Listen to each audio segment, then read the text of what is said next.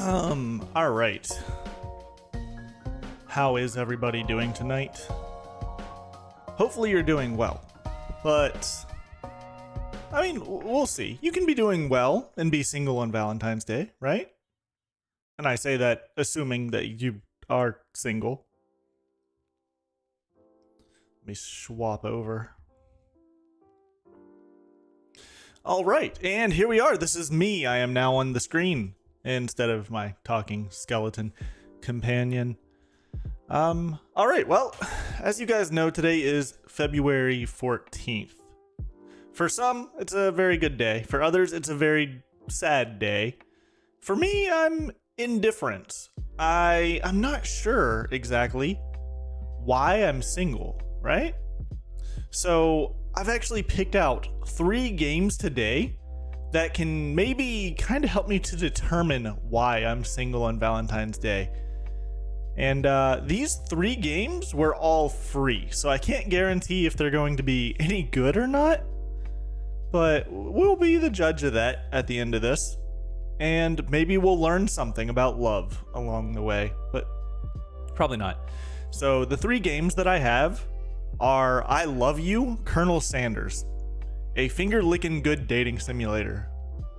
This one was actually a very highly recommended game. Then we have Our Life, Beginning and Always. This actually had like overwhelmingly positive reviews on Steam, I think. And it looks very cutesy. It looks like it's an actual good cutesy dating game. And then I have one, the last one, that I had to actually go to itch.io in order to download. This one was not available on Steam, but it's actually the one that I'm most excited about, if I'm honest. And it is a Jujutsu Kaisen based dating simulator.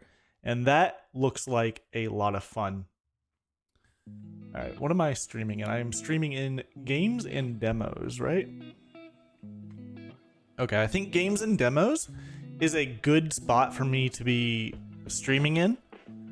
And I'm going to start the first game. We're going to do the Jujutsu Kaisen dating simulator first. And then I don't know if I want to do the Colonel Sanders game second or Our Life, Beginning and Always. So we'll have to figure that out as we're playing this game or after this game. I might even put it up to a vote if there's anyone in chat at that time. So let me fire this thing up.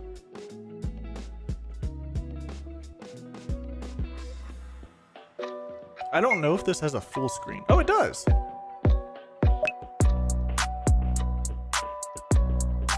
Wait, is that music in the game? Oh, that's the in-game music? Ooh, that sounds good. It's a little loud, but it sounds good.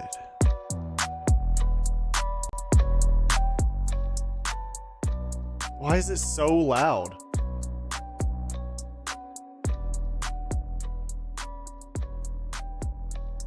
Okay, there we go. Oh, I can change the audio. I think this will be fine. Let's flip on over to where we can see it. There it is. This. So I believe this game. Oh God, those were some pecs. I think this game is us trying to rizz up Geto. Geto Seguro. I think that's how you say his name. Fictional boyfriends are better. So that's apparently a thing. Hold on. Some of these things, don't tell me what to do. This one's underneath my face right now. It's a sticker. It says, don't tell me what to do unless you're 6'4", dark-haired fictional villain. 50% I don't care. 50% I don't know. 50% I don't care. Fragile like a bomb. Here for the spice.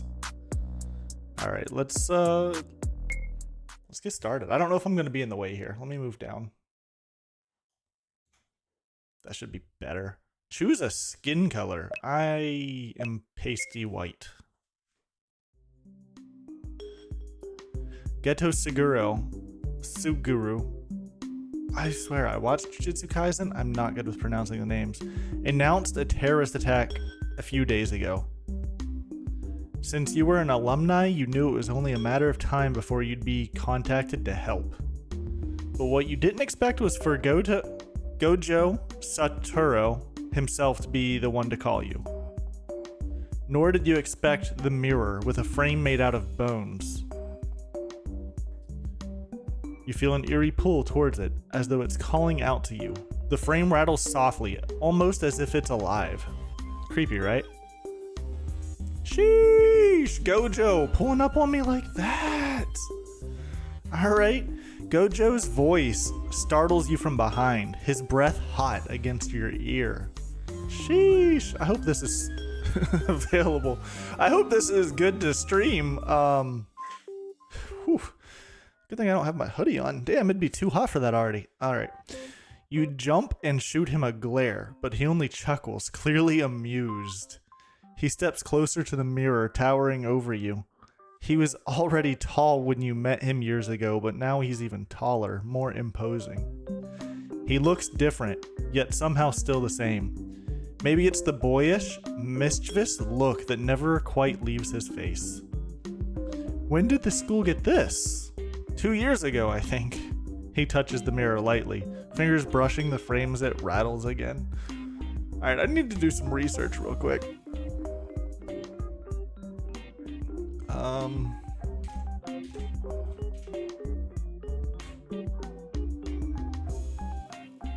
What was this thing called? It's something darkness. Before the darkness. I need to look this thing up.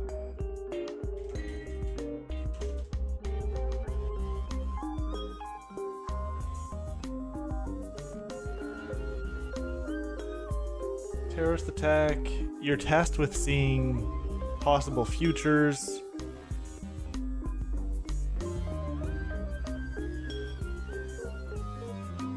Content warning. Contains mature themes, including but not limited to violence, strong language, sexual. Oh.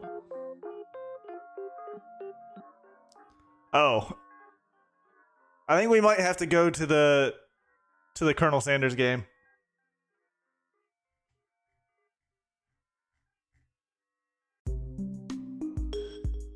Hold on, I'm reading some of these reviews.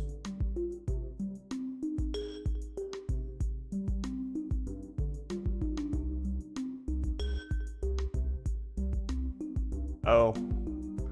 Okay, I misunderstood this. I didn't think that there was any sexy time in this. Alright. This comment says, "You won't believe how much I screamed when I saw Ghetto and the spicy scenes. I did scream." Okay, alright, well, I'm gonna be closing out of this game now. Let me switch to this scene, because pressing escape's not closing the game. Alright, well the music was good. Alright, let's go to Our Life, Beginning and Always. This one... Alright.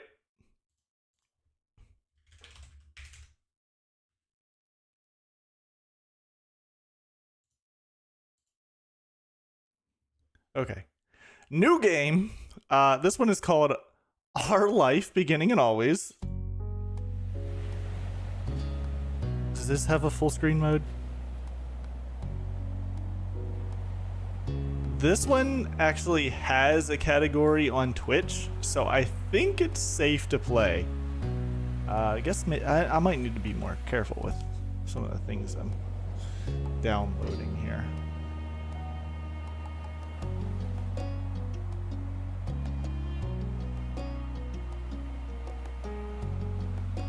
I'm just gonna stretch this slightly.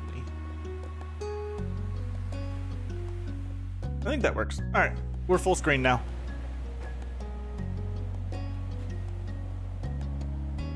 Okay, new game. Let's see what this is all about. Welcome to Our Life, Beginning and Always. Skip auto save config load log menu quit. Oh, I just clicked. All right. There are various ways you can customize and interact with the game. This tutorial is an overview of how certain features work. You can read the full tutorial from the main menu to learn about everything in detail. To start off, this game is divided into 4 time periods called steps. Step 1, child. Okay, stepchild, cool. Step 2, adolescence. Step 3, young adult. And step 4, adult. Our life is further divided into set vignettes that take place during specific periods of time. Those are called moments. Moments can be played in any order or skipped entirely. You move on to the next step whenever you want to by selecting that summer is ending. Steps 1 through 3 include 5 moments each, and even more can be unlocked by purchasing DLCs. Some are out now and other DLCs will release later on. Step 4 is an epilogue and doesn't include moments. A lot happens over the years that go by, especially in regards to the character you play as. You determine nearly everything about the main character: name, appearance, personality, pronouns, interests, skills, relationship with major characters, and so on. Okay, this seems kind of involved. You can decide to change the details as time goes on, with a few exceptions. Your last name, skin tone, and eye color can't be altered once set. Alright, so they're trying to make it a little bit realistic, I suppose. Much of the main character's basic traits are determined on a character creation screen. As the main character grows up, more options become available. As mentioned, one of the decisions you'll get to make for your character is selecting a name. You can type in any name you like, or you can pick a preset name. Preset options are called voiced names because the name will be voiced aloud by the romantic lead. You'll get to hear him say your name as you play through the story. That's pretty cool. It should be a simple thing, but that's pretty cool. Only the default name, Jamie, is included in the base game. Oh. Hundreds more can be added by getting a free voiced name expansion DLC. The full collection of names is separated out. Okay. Each name in the DLC, okay. On the character creation screen, there's a cute doll you can decorate to get an idea of what your main character looks like with the different traits put together. Not all the things you decide about the main character's appearance on the doll. Wait, not all the things you decide about the main character. Oh, appear on the doll. I skipped a word. The script referencing what you've decided for the main character is the main way those decisions influence the game. Our life has a first-person perspective, so your character doesn't appear next to other character sprites. Oh, you only see the main character as the decorative doll and in special cut-in CG images. The cut-ins only appear in certain choices are made. It's possible not to see any during a playthrough. There's also a second type. Jeez, okay. Whatever, screen, interest, comfort screen. Okay, interest and comfort screen. Unless you get DLCs, has one love interest. Cove Holden. He grows up with the main character, and the interest comfort screen is crucial for determining how that plays out. Interest level sets how much you like him. There are 4 levels. Disinterest. Wait, how much I like him? Okay, so it's like they're trying to win me over, maybe? Disinterest, fond, crush, and love. Love is only available starting in step 3, and if you were at fond or crush in step 2. Comfort determines how you generally react to Slink when it comes to him. There are 3 levels: nervous, relaxed, and direct. Your level of interest and comfort will set the type of dynamic your character has. The love interest, what you did in the past, will influence the present. Feelings can change over time. You get to pick your interest and comfort near the beginning of every step. Comfort can switch between the 3 levels as you please. Your interest level can only stay the same or increase. Your current level of interest will become the new lowest option on the screen in the future. So it only goes up. So if you decide to be fond in step 1, disinterest will not be available on the screen in step 2 and 3, which will make fond the bottom level option. That's weird. Interest level has an impact when it comes to physically interacting with Cove. That's such a weird name. While growing up, things are rather simple. If you get along, close relationship, comforting. Starting in step 3, touching can become romantic or suggestive if you're a crush or love. To make sure things go nicely with that, there will be an extra choice to determine initiative level and a bonus mini tutorial. Basically, even if you decide you love Cove, the game won't force you to act on those feelings. You can always choose not to get together. If you decide to date, break up with him later. Oh, can't break up later. Interest comfort gets the basics, sure. And it's only the main characters who impacted by your decisions. They always grow. Alright. Step 2 and 3, appearance, interest vary based on what happens in previous steps. something of a mystery exactly how your decisions end up changing him. Or if you prefer, you can also just design your own ideal directly using the Cove Creator option that pops up at the beginning of steps 2 and 3. Making the choices you want is always more important than making a choice because you feel like whatever. When a choice does appear, usually you'll see that hovering the cursor over an option shows a certain color, yellow, blue, or green. Should I just skip this? Hundreds of options. Picking just one color every time doesn't give a gameplay benefit. Always pick yellow, never pick yellow. You're welcome to enjoy the events. Hope you have a nice time. Okay. Okay, this is me. Time to be adorable. I think I have a rather pointed face. Grr. Why did I do that? Square. Ah, yes. Square. Square jaw. I'm peachy. I'm definitely not tan. I'm peachy. I think. Eye shape. Let's see. I have actually very, squinty eyes. I'm gonna go with these. Color. Ooh, okay. The yellow looks pretty good. I don't know. That's not what I have, but it looks good. We got blue eyes, though. That's probably my hair. I flow over to the side. Right? Ooh. No, I don't like it. Oh God, yes. Ah. Oh, I thought this was facial hair. I was like, I look like a child. Why do I have facial hair? Interesting.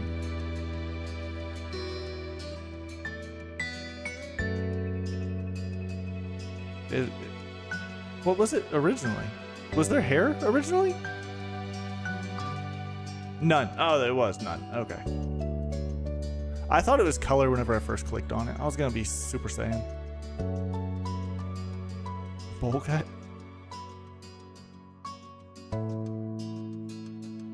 This is the hair that I wish I had. Like if I just put it up, it would just stay. I'd look more like an anime character. Front color? Beige. Just go brown. Even though people tell me that I have like almost blonde hair. That color, I don't have any. First name, Brooke. Last name, Sick. I be he. Change page? Oh, there's more? Scars. Ooh. Badass. Hand size? I mean, I guess medium. I have pretty large hands.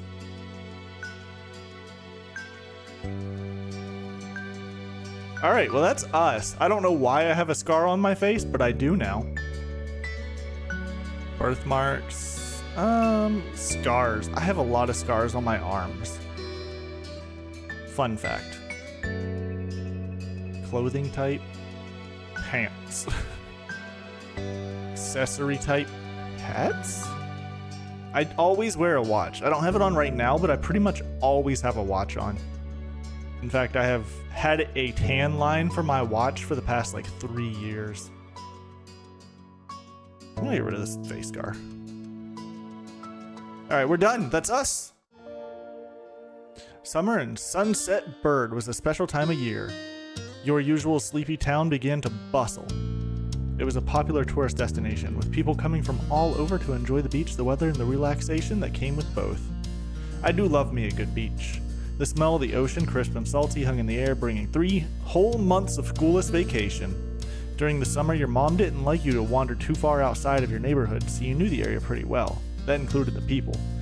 Families came and went from Sunset Bird, but they mostly stayed and did what your mom called putting down roots.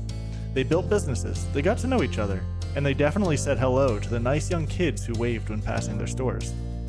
Going for a walk around town mostly meant that the familiar, friendly residents waved or asked how your family was, or most often just said hello. Okay, our first choice! You didn't really get why they always had to say hi. They saw you every day, but you nodded back at them anyways. Ended up saying hi to a lot of different people since most of the tourists that came and went every summer were the same ones.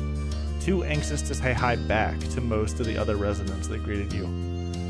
I would probably just be like, whatever, and just like, stop. That's how I'd handle this situation. It was the polite thing to do after all, and your moms had taught you to always be respectful. But today there was a man sitting on the curb outside your house. I'm gonna put me. Let me move me. This work? He was sitting with his head in his hands, his whole body slumped over, and you wondered if he was even a real person or a statue that had magically sprung up from the ground overnight. Whoever or whatever he was, you had only seen him. You had never seen him before? One thing about knowing everyone in Sunset Bird was that people who you didn't recognize really stood out. I'm really bad at reading. Maybe I shouldn't be playing a game like this. It was rare for tourists to venture into the residential district, as your mom called it. So for you, not knowing who a total stranger was set off a lot of red flags. Your mom had a talk with you and your big sister Lizzie about this kind of situation before. You hadn't been listening at the time. You think it'd be okay to talk to new people. They mentioned that some people aren't good to talk to, but others types of people can help you. Remember, it's okay to run away if you feel uncomfortable. You don't have to worry about being polite then. How old am I? Hold on. I don't think that I can... Menu? Return? Oh no. I want to know how old I am.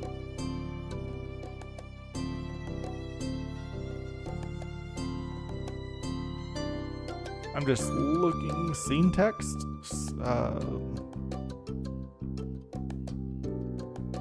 Okay, I don't think there's anything in there. I'm gonna say that I'm like 8 years old.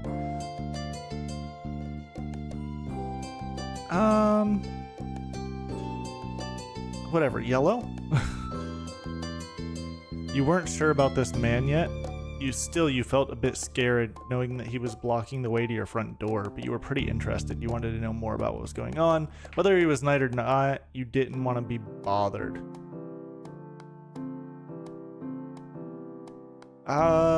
Pretty interested. We'll say that one. Slow down, eyes remained fixed on the man. There was a split second where your eyes met and you knew he was aware he wasn't alone on the street anymore. Question marks? Hey, you raised your eyebrows at the shout. Did he want something? Is that why he was here? The man stood up and started to make his way towards you. Not wanting to seem too approachable, you folded your arms and stared. Still unsure, but willing to be friendly, you offered the stranger a smile. Your whole body was frozen in place. Nah, just cross my arms. What do you want? Why are you here? So. Oh. Okay. Cute beach boy, got it. Do you live around here? What's your name? You looked the man up and down, taking in his tan skin and relaxed appearance. At least his clothes were relaxed, the way he was acting wasn't. He had sharks on his shorts and a stingray tattoo, and you wondered if he was obsessed with the ocean or something. While you made your assessment, he looked at you expectantly, waiting for an answer to his question. Yeah, I live here. I live right there. My name is Brooke. You continued to say nothing. I live here. That's great. You looked happy to hear it, giving you a broad... What? He reached into his pocket and pulled out a clean $20 bill. It crinkled in his hand as he held it up to you. $20 is $20.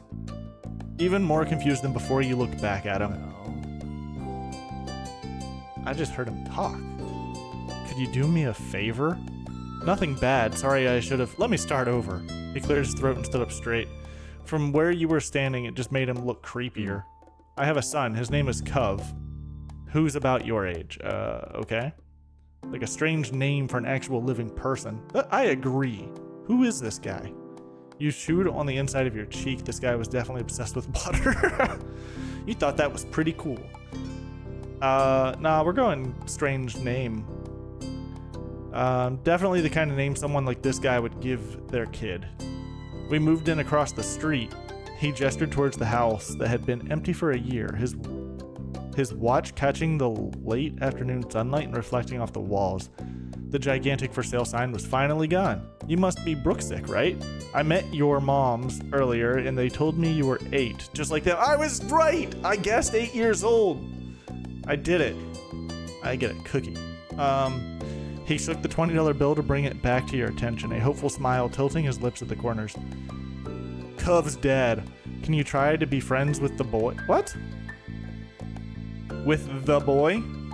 Just give it a chance, and you can keep this. He's a good kid. You'll like him. But you've got to keep it a secret, too. It wouldn't be friendly to say his dad sent you. You eyed the man. Kind of felt sorry for him. Don't other kids really get their parents to pay for friendship? Yeah, do other kids really do that? That seems like a weird thing to do. I don't want your $20, you weirdo.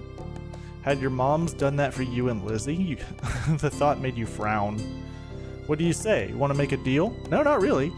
You ran away.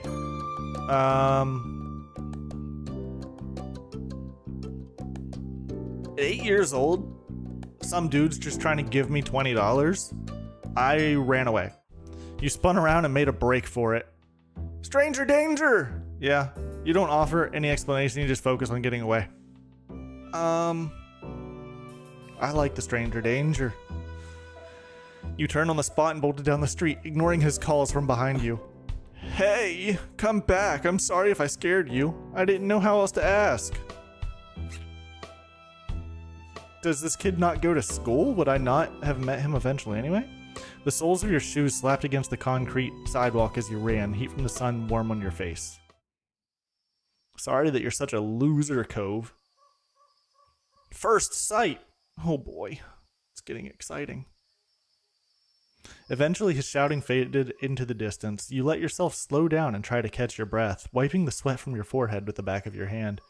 The chirping of crickets in tall, dry grass echoed around you, and you lifted your head to survey your surroundings. You'd run right into the hills behind your house's backyard. From here, you could probably get back inside without seeing the guy again. There was a loose plank on the back fence, too small to fit through, but you could try waving to Lizzie. The fence was pretty high, but if you stood on the neighbor's shorter fence post first, you might be able to pull yourself over.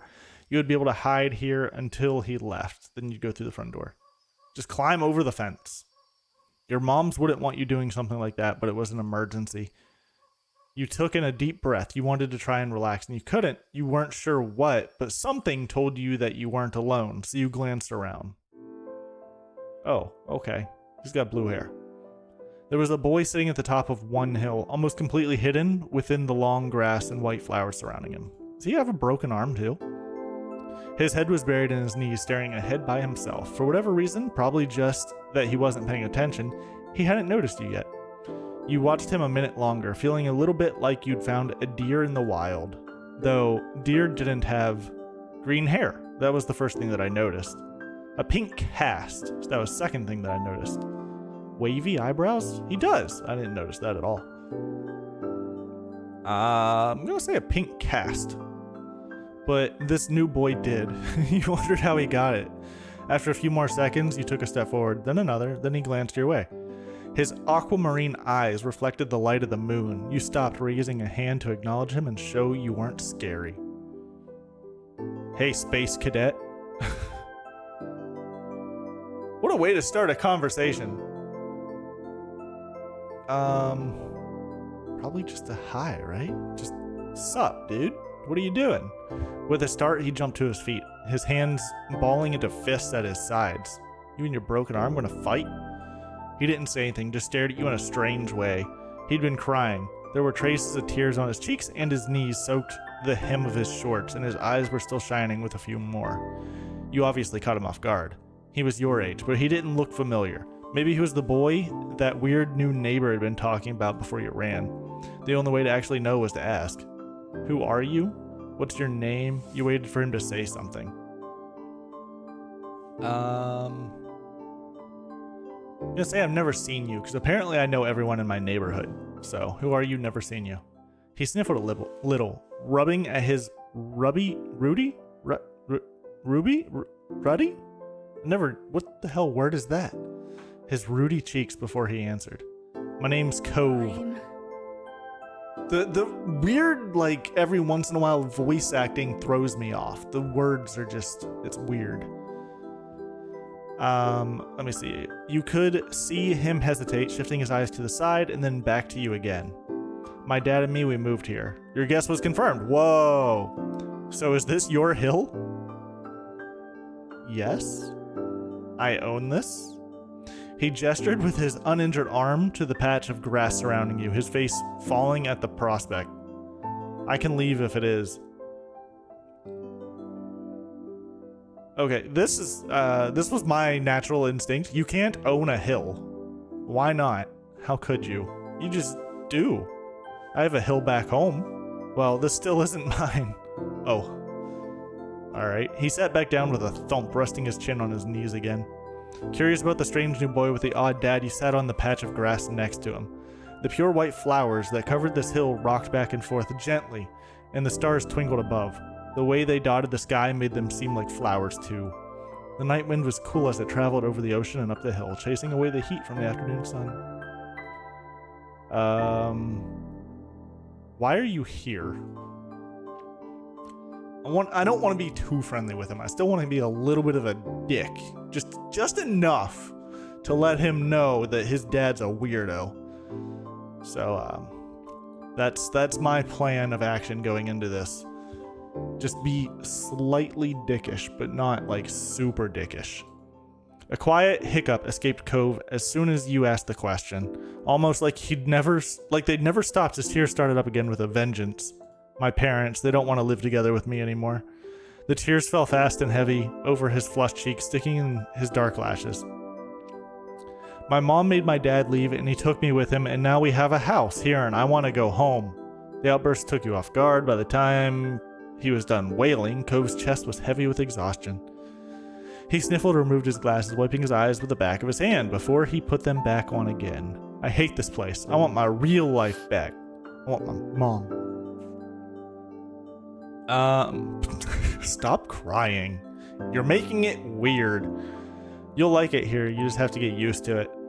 Stop crying. You're making it weird. Stop. Knock that off. He slipped his hands underneath his glasses and pressed his fingers against his eyelids. Cove wound himself up again for another long crying fit. You were tired of seeing him crying so much already. He should learn to toughen up. Babies cried. But from way off in the distance, you heard your parents. Brooke? Cove? Kids, where did you go? Cove looked at you, tears still clinging to his cheeks. Don't tell them we're here. I don't want to go back to... Alright, the voice acting needs to either be louder or something. Text. Voice? Can I... Alright, I'm doubling the sound of the voices, so that way I can actually hear them. Hopefully that's not too loud, but I want to actually hear it, because it's just like a little whisper in the background right now. I don't want to go back to that house. I want to go home. You can handle it. You have to go. Don't worry. Sorry. It will be okay.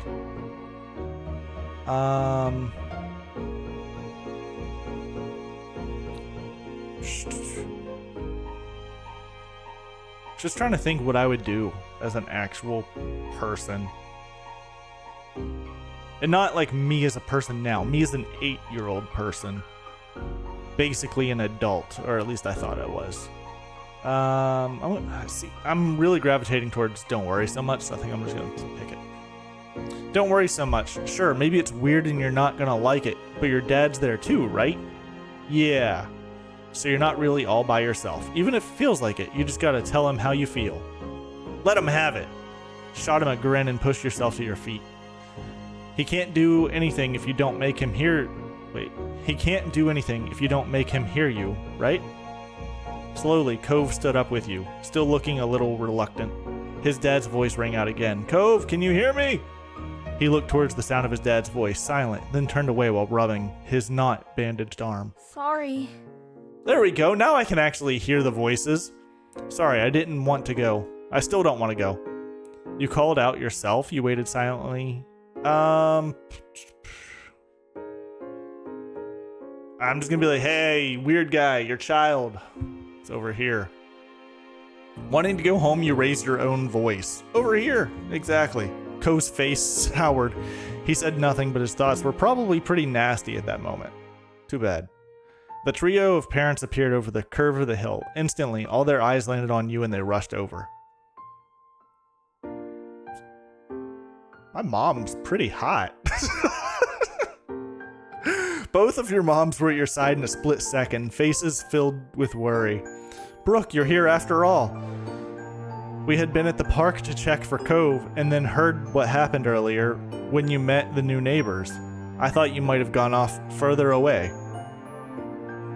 We're just sitting in the grass. Why is everybody acting like this is such a big thing? We're okay, don't worry. Cove didn't want to go home yet. Why is everyone acting like this is such a big thing? I'm just... whatever. It's a safe neighborhood. Leave me alone. Let me do my own thing. We didn't know where you went. We were worried. Wait, is one mom and one is mommy? Did I just catch that? Okay, which one is mommy? I'm imagining it's this one. Just something's telling me that this is mommy, especially since, you know, she's got the face. But she's making that face while talking. And whatever, it doesn't matter which one is mom and which one is mommy. But, all right, moving on. Thank God you're both fine. Oh, wait, now I don't know. She smiled now, though. I think she's mom and she's mommy. Even if that's wrong. Headcanon, this is mommy. Were you two having fun out here? You looked over at Cove, who was wiggling against his dad's tight hug and pushing at his arms. You shrug. I like him. He's good. I think I'm gonna marry him. Damn. Kind of jumping the gun there, aren't you, kid? He's new here. It was okay. He's alright, I guess. He's a little bit of a baby, but Finally letting go of his squirming, scowling son, Cove's dad turned to the three of you. That's a relief. Yes, it was. Thanks very much for finding him. I really don't know this neighbor. Neighborhood. I'm so stupid. There's extra letters there. Good thing Brooke knows this whole area so well. Absolutely. We should get home now. It's been a long day for us all. Say goodbye, Cove. Bye. Bye. Bye, baby. Crybaby, baby boy. The two of them walked off into the darkness, heading towards the neighborhood. You watched Cove's bright pink cast until it disappeared.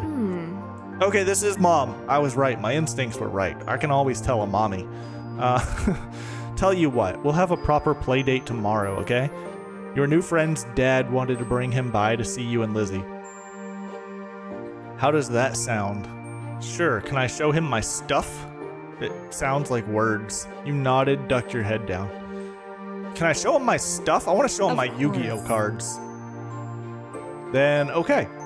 Both of your moms laughed, the sounds overlapping into a warm, familiar chorus. Mommy put her arm around your shoulder and led you towards the path. Satisfied, and more than a little ready to go to bed after your long, exciting day, you followed them home.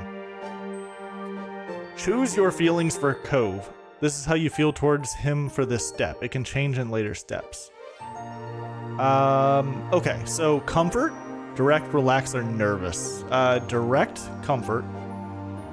Oh, my face changes. And interest, definitely indifferent at this point. You won't be able to change it again until step 2, sure. Early the next morning, you were poking at your food, eating it slowly. Your sister Lizzie had to run out earlier to go play. She said, boy, it's a busy day of being a child and playing. I don't have time to finish my food. I gotta go. Let's, see you later, chump. I'll be at the playground. But you'd stayed put. All right. Today, like your moms had promised, Cove was coming over to hang out. Damn, that's a scary grin. I'm sorry, Mom. You know what? I think it's the eyes. I like her eyes. Those are the eyes I almost picked. Maybe I should have. It would have been canon that this was mommy, I guess. I don't know. Who was inseminated? You know what? These aren't the important questions. Maybe I'm adopted. Anyways. Excited to see your new friend again? Damn, you're using that word very quickly. I literally just watched him cry for half an hour yesterday, and that was it. I don't know if I'd call him a friend just yet. We're not friends. Exactly. Okay. Okay. With that said, are you done with your breakfast? Yes. Haha, I don't know. Am I? Your bowl was entirely empty. That was always me. If I got food, I ate all of it. This is a nice ass home, dude. When I was growing up, well, up until I was about, actually, at about 8 years old, my family did live in a house. But then after I turned 8 years old, my parents decided to move somewhere. And I ended up, we were living with my dad's mother, so my grandma. And that was a very small place. And my string of houses after that wasn't that great. Anyways, on to the game. Good job. He should be here soon. Who? Oh, wait, duh. It's Cove. Right. Cleanup began, and then on cue, there was a knock. It was hesitant, like the person wasn't sure they were in the right place. Still loud, though. We need to get a more obvious doorbell. I know. I don't like her smile. I'm sorry. Yeah, I'll wait. I got it. I got the door. Because Mom said so. You wandered over to the door. What's up, weird kid? Hey, sick family. Thanks for having us. I like that. We're the sick fam. Mr. Holden, as your moms have called him, and his son were here. Cove looked different in the bright lighting of your living room, and when he wasn't crying. With his dad standing in front of him and Mom and Mommy behind you, you and Cove looked at each other. You studied Cove apathetically. This was the parents' plan, not yours. Nothing seemed any more excited than you were, he just stared back. Don't you want to go play in your room, Brooke? Sure. I've got some cool stuff. Come check it out. Take care. Oh, let us know if you need anything. Sure. See you. See ya, bye. All right, let's just go. You don't all have to say something. You led him to your room, puffing out your chest a little bit at the sight of your treasures. Yeah, this is my stuff. There were lots of stuffed animals, a cool bed, a window to look out. It was a great room. You hadn't had anyone to show it to in a while, but you were really proud of it. Hey, yo, what's up? What's up? He leaned in a little closer to one of your drawings on the wall. I like this. I made it myself. Me too. I drew that. Thank you, or I don't. I drew that. Hold on. No, I don't have my stuff. I have a drawing around here somewhere. I would actually pull it out. You smiled at him. You were proud of that particular piece of art, and you were glad he noticed it. He turned to look around the room a little more, studying the books on your desk and the pictures on the wall. Started to feel a bit nervous. That's weird. We're 8 years old. Why would I feel nervous? You feel the atmosphere was kind of awkward. Glad for the company. You hoped he liked your room. But are you saying Ayo because, like, I have RIZZ in my stream title and there's a child that I'm talking to? That, you know what? Hadn't thought about it. Really had not considered that, but I'm also 8 years old in this story-driven scenario. This is the end? What? No, I just started. Hold your breath and count to 10. I'm looking at the door. You can't tell that I'm looking at the door, but I'm looking at the door. Are we... Skyfall? What? I'm not tracking.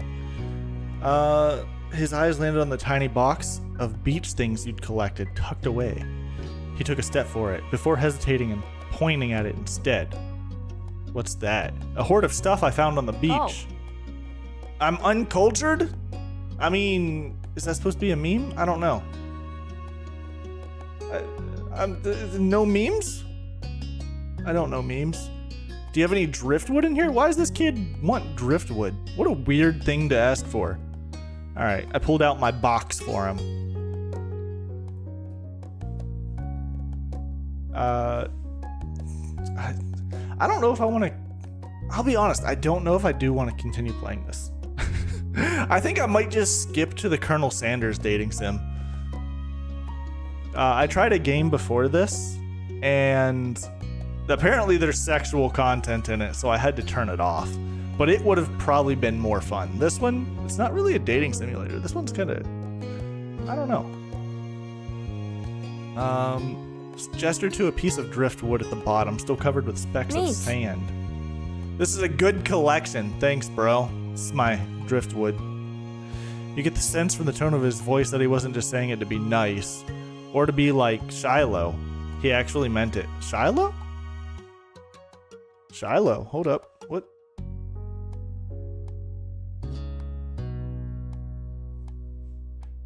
All right.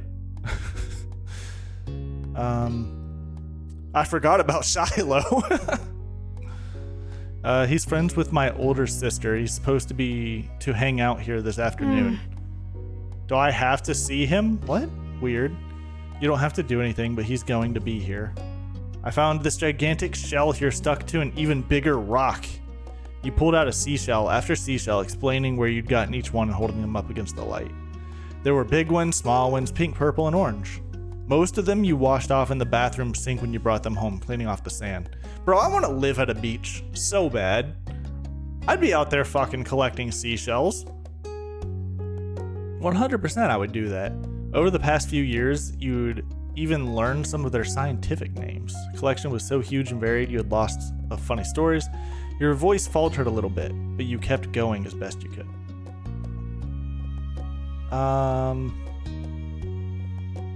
What?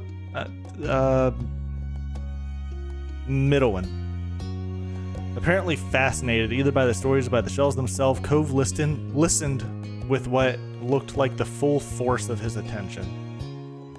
Like when you almost got pinched by a hermit crab while searching for shells. I also love hermit crabs. That's something that I do every time I go to the beach. I just pick up hermit crabs. And after watching him scuttle back into the ocean, you found another empty shell that was almost a twin of his home. He might have just moved. It was a new experience to be the center of dedicated focus, even if it was only directed at the shells. Oh, mommy's calling. Kids, come down to the living room. You could tell the idea was making him unhappy, but mommy wasn't giving you much of a chance to hang around. Cove hadn't been like this meeting you. You guessed it was because you found each other by accident, and a parent didn't make it happen. Porn diagram? Oh, dialogue. Not diagram. Kinda, yeah, not far off. Mr. Holden must be right that telling Cove his dad was part of what would be a bad idea. Before you knew it, you'd both been escorted downstairs and deposited in the living room ready for Shiloh's visit. I want to see this Shiloh guy. The two of you sat side by side on the floor of your home's entryway. Brought the box of shells. I want to keep looking at them. Yeah, you should have asked. You can't just take my shit. Yeah, you should be sorry. What's done is done. You open the lid, peering inside. Cove reached in and pulled out a big orange shell. He was very fascinated with the size of my shell. Like he hadn't spoken aloud yet. He turned to you and held it up, his eyes shining. I think this is the best of all of them. That's my favorite too. I like a different one. You can take it. That's my favorite? Cove smiled at you and you both admired the shell together. It was a giant conch with shades of dark and light orange. I found that one last summer when we went to the beach on a picnic. The two of you were sitting still on the floor, looking through your collection of beach findings when the doorbell finally rang. Cove jumped, startled by the sound. Since the person hadn't knocked, you figured it was probably Shiloh. He knew where to look for it. Lizzie's friend? You nodded, but that didn't seem to make Cove feel better. It was already obvious that Cove didn't hide his feelings well. You could tell what he was thinking right away. This isn't a good idea. It's just Shiloh, and where would you even go? He's at our only door, and it would go upstairs. He'll find you. Why is this guy afraid of Shiloh? Is this his other brother or some shit? Cove glanced around the room, his eyes wide, and finally paused with his gaze locked on the back of the house. I can go out the window. He's already walking towards it, scrambling to think of something you step forward, then pause. Do you want to break your other arm? He's the least scary person alive. Cheer up. He's gonna like you. Please don't get hurt. I'll come with you. Good idea. Just jump out the window. Do you want to break your other arm? Even I don't jump out of any of the windows here, and this is my house. The distance from the first floor living room window wasn't far. What? First floor living room window. Oh, duh. Yeah. I just read it weird. But you could tell it made Cove nervous anyway. He touched the cast on his arm. The wind had clearly released from his sails. I don't want to break any more bones. I don't think anyone wants to. But I don't want to see him. I don't know him. What? Do I tease, comfort, or encourage? I don't like this kid. I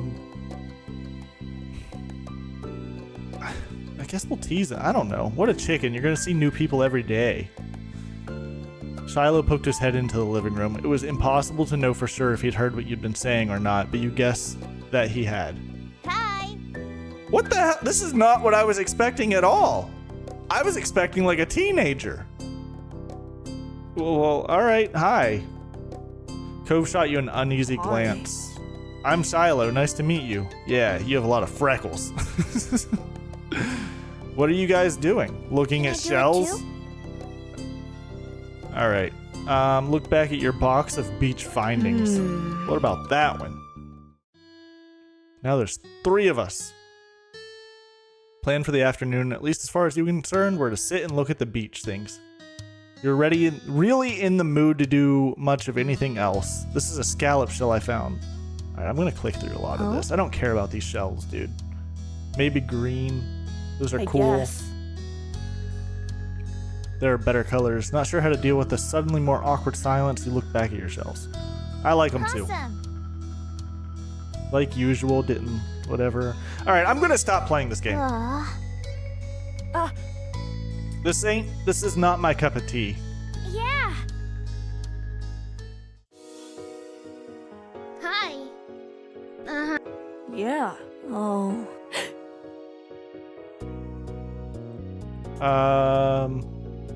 I'm just clicking random options, dude.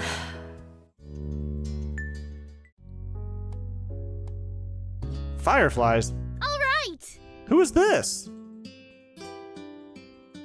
What? There. Listen, so far the only thing that's keeping me into this game is Mommy. If you don't know, this is Mommy right here. That's actually her name in the game is Mommy, and Hi. she's my favorite. But I think we're gonna move on to the Colonel Sanders dating game. Thank you. Thank you. You're welcome.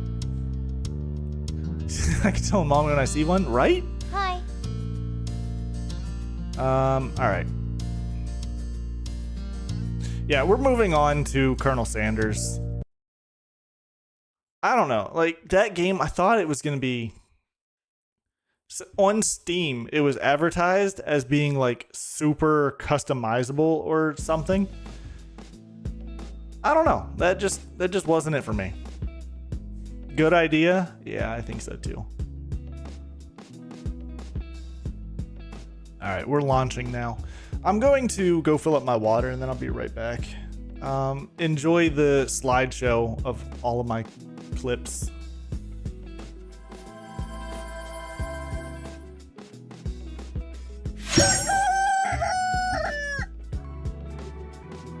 He stood already. I'm at 12. I'll stand because I want him to play another hand so he can hate Marquez as well. Which is the Cardinals in a green. I get it.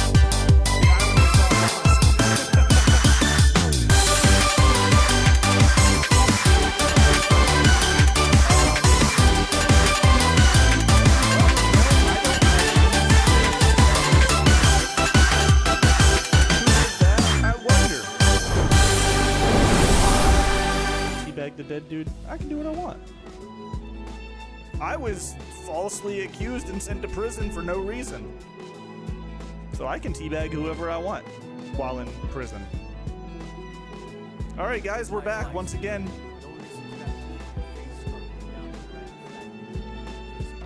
Let's go punch Helgen and whatever her name was in the face.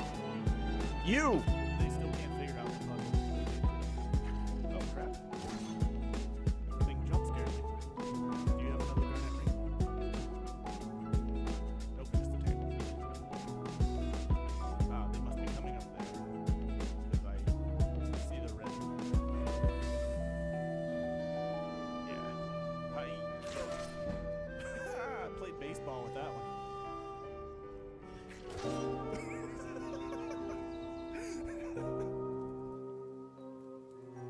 Dude, shut up. Can I launch him? Oh. That was pretty good timing, Haven.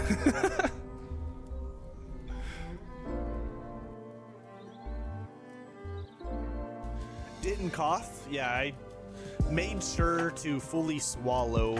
Fuck. You know what, you guys? Come on, there's Falmer up ahead, I think, probably. Ah!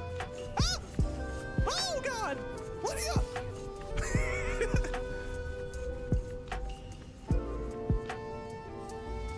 Lydia, watch out for those pressure plates. Oppa! Like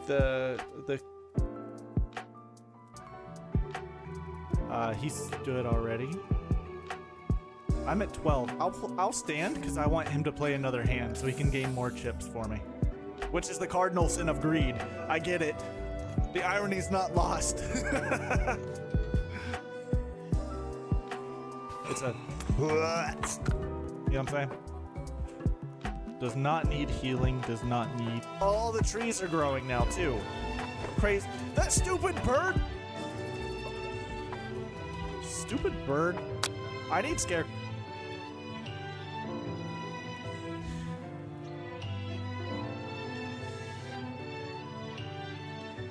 Alright. Oh, that's this game that is playing. I was like, where the hell's that music coming from? Alright, let me move. That should be okay. Alright. Oh, even I need to change my title or my game. Change this to I Love You, Colonel Sanders. I love that this game has its own category on Twitch. That's pretty epic, actually. And it actually has a lot of people watching right now. I guess this is a big Valentine's Day game.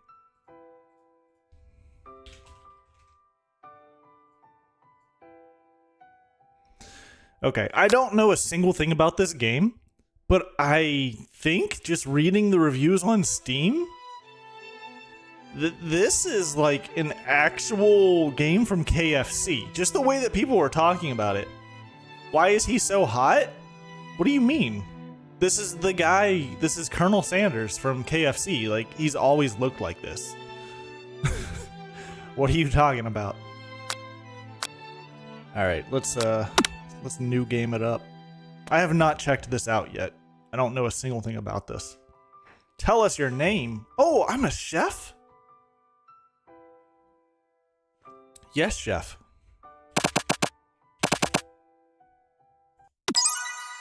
Ooh, that looks good, dude.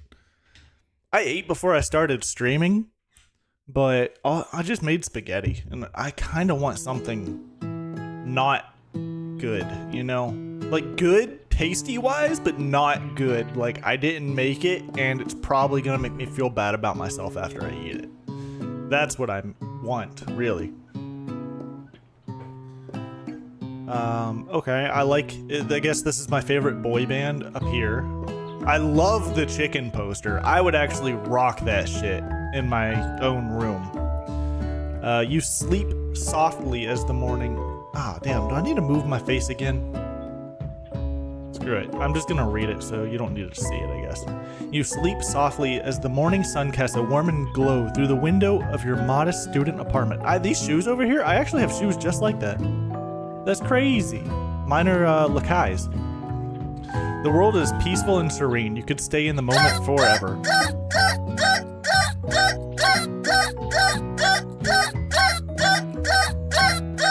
Stop!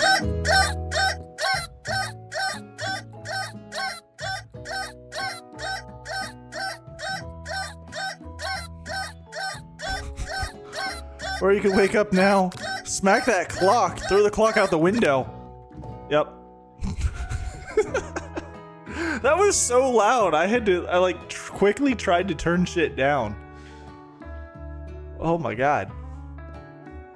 You slept through the school year and gave up on the once-in-a-lifetime opportunity to meet Colonel Sanders? What? I failed the game already? Game over? Alright, maybe I'm not cut out for this game. Damn. Game's calling me out. Alright, let's try again. I guess we'll listen to the freaking alarm clock. Damn, failed on the first prompt. Alright, already read this. Peaceful and serene. Here's the chicken. Smack that clock, up and at 'em.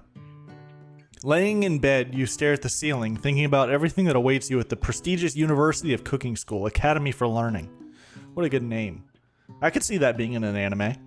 Your mind begins to wander. Who will be there? What will you cook? What should you wear? Time begins to fly by and you find your imagination getting away from you. You'll need to take this seriously. You allow yourself to daydream a bit, thinking about the future. Take it seriously. You're a chef. You have to take that shit seriously. Yes, chef. Better make sure to arrive prepared for the first day. You bust through your morning checklist. Teeth brushed, hair combed, pits deodorized. Nothing can stop you now. You confidently grab a biscuit, straight out the door and head off to class. Damn right. Hell yeah. Hold on, I got...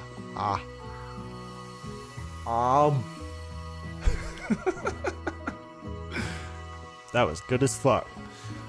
You get what you needed to get your blood flowing. Stand in the quad. You gaze upon the magnificent University of Cooking School, Academy for Learning. Here comes your lifelong best friend forever, Miriam. She's the most adorable, awkward person you've ever met, and you absolutely love her for it. Good morning, Brooksick. Are you excited for the first day of the rest of our lives? Actually, because I am excited, a little nervous. Okay, a lot of nervous. What the... It's just that this morning I made breakfast for myself, but, well, when I ate it, I couldn't taste any love in the food. What if I'm no good? What if I fail? Classic Miriam, raised by Master Chef parents. She's always held herself to a very high standard. You gotta taste the love in your food. Oh gosh, she's crying. Ever since we were little babies playing together and you rescued me from that quicksand box, it's been clear to me that you're the most loving, caring person I know. You're going to do great. But with University of Cooking School Academy for Learning's famous 3-day only semester, I'm afraid of being left behind and never catching up.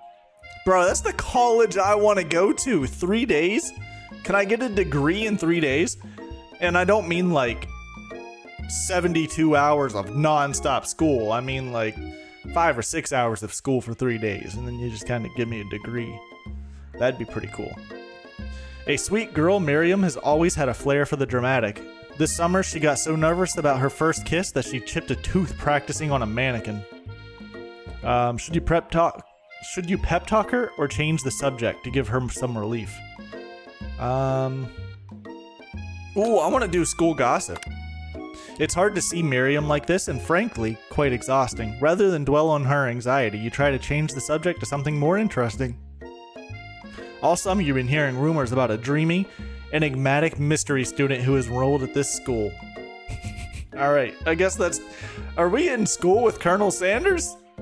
Oh, that's sick. Alright. Yeah, that's a little worrisome, but you'll be fine. Now, what about this mystery student we read about on the school message board? Any new deets? Aha! Oh, get this? I heard his name is Harland, and he's no ordinary student. Is that actually Colonel Sanders' real name? Harland? They say he has powers.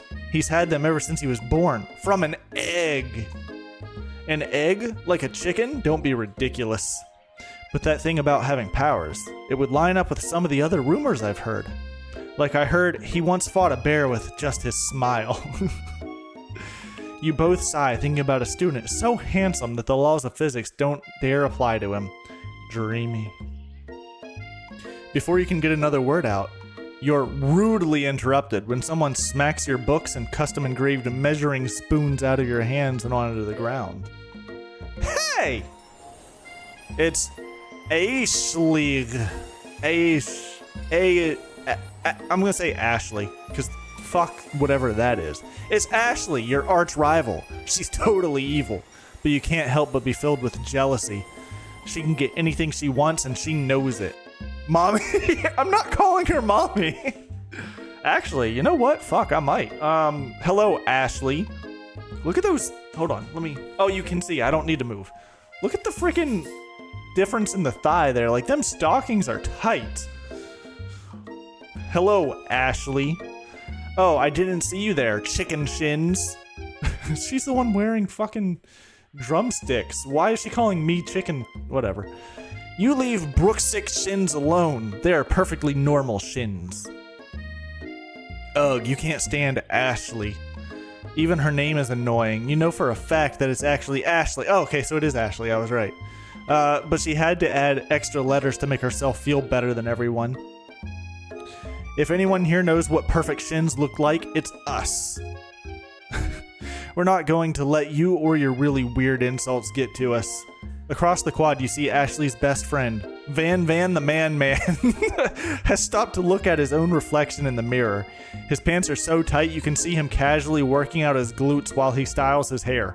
No lie, they're rocking glutes. Ahem, Van. You rang. Bro, is this a motherfucking JoJo reference? What? This has to be a JoJo reference, right? What's the popcorn? Oh. Okay. I don't really know what's happening, but I kind of support it. You've never been sure what their arrangement is, but as long as you've known them, Ashley and Van have been just as close as you and Miriam, but substantially more devious. I can't believe that University of Cooking School Academy for Learning would ever allow people like you to attend as students. I know, right? You'd think they'd just hand us our diplomas now. I mean, it's a 3-day school. They basically are just handing you your diploma. Look at this dude's fucking hair. It's the star. God, that's a JoJo reference if I've ever seen one. It has to be, dude. Hang us? Yeah, they're gonna hang us our diplomas. Like, because it's a cooking school. I don't know. Or maybe hire us. Or maybe hire us on as professors. You amateurs could learn a lot from us. I should be a motherfucking voice actor. With the first day of school about to start, there's just not time to properly tell these two off, so you resist the urge. Let's go, Miriam. Psst, see you later, losers. Oh, God. As you approach the door, you see a goofy-looking kid pushing hard against the window directly next to it.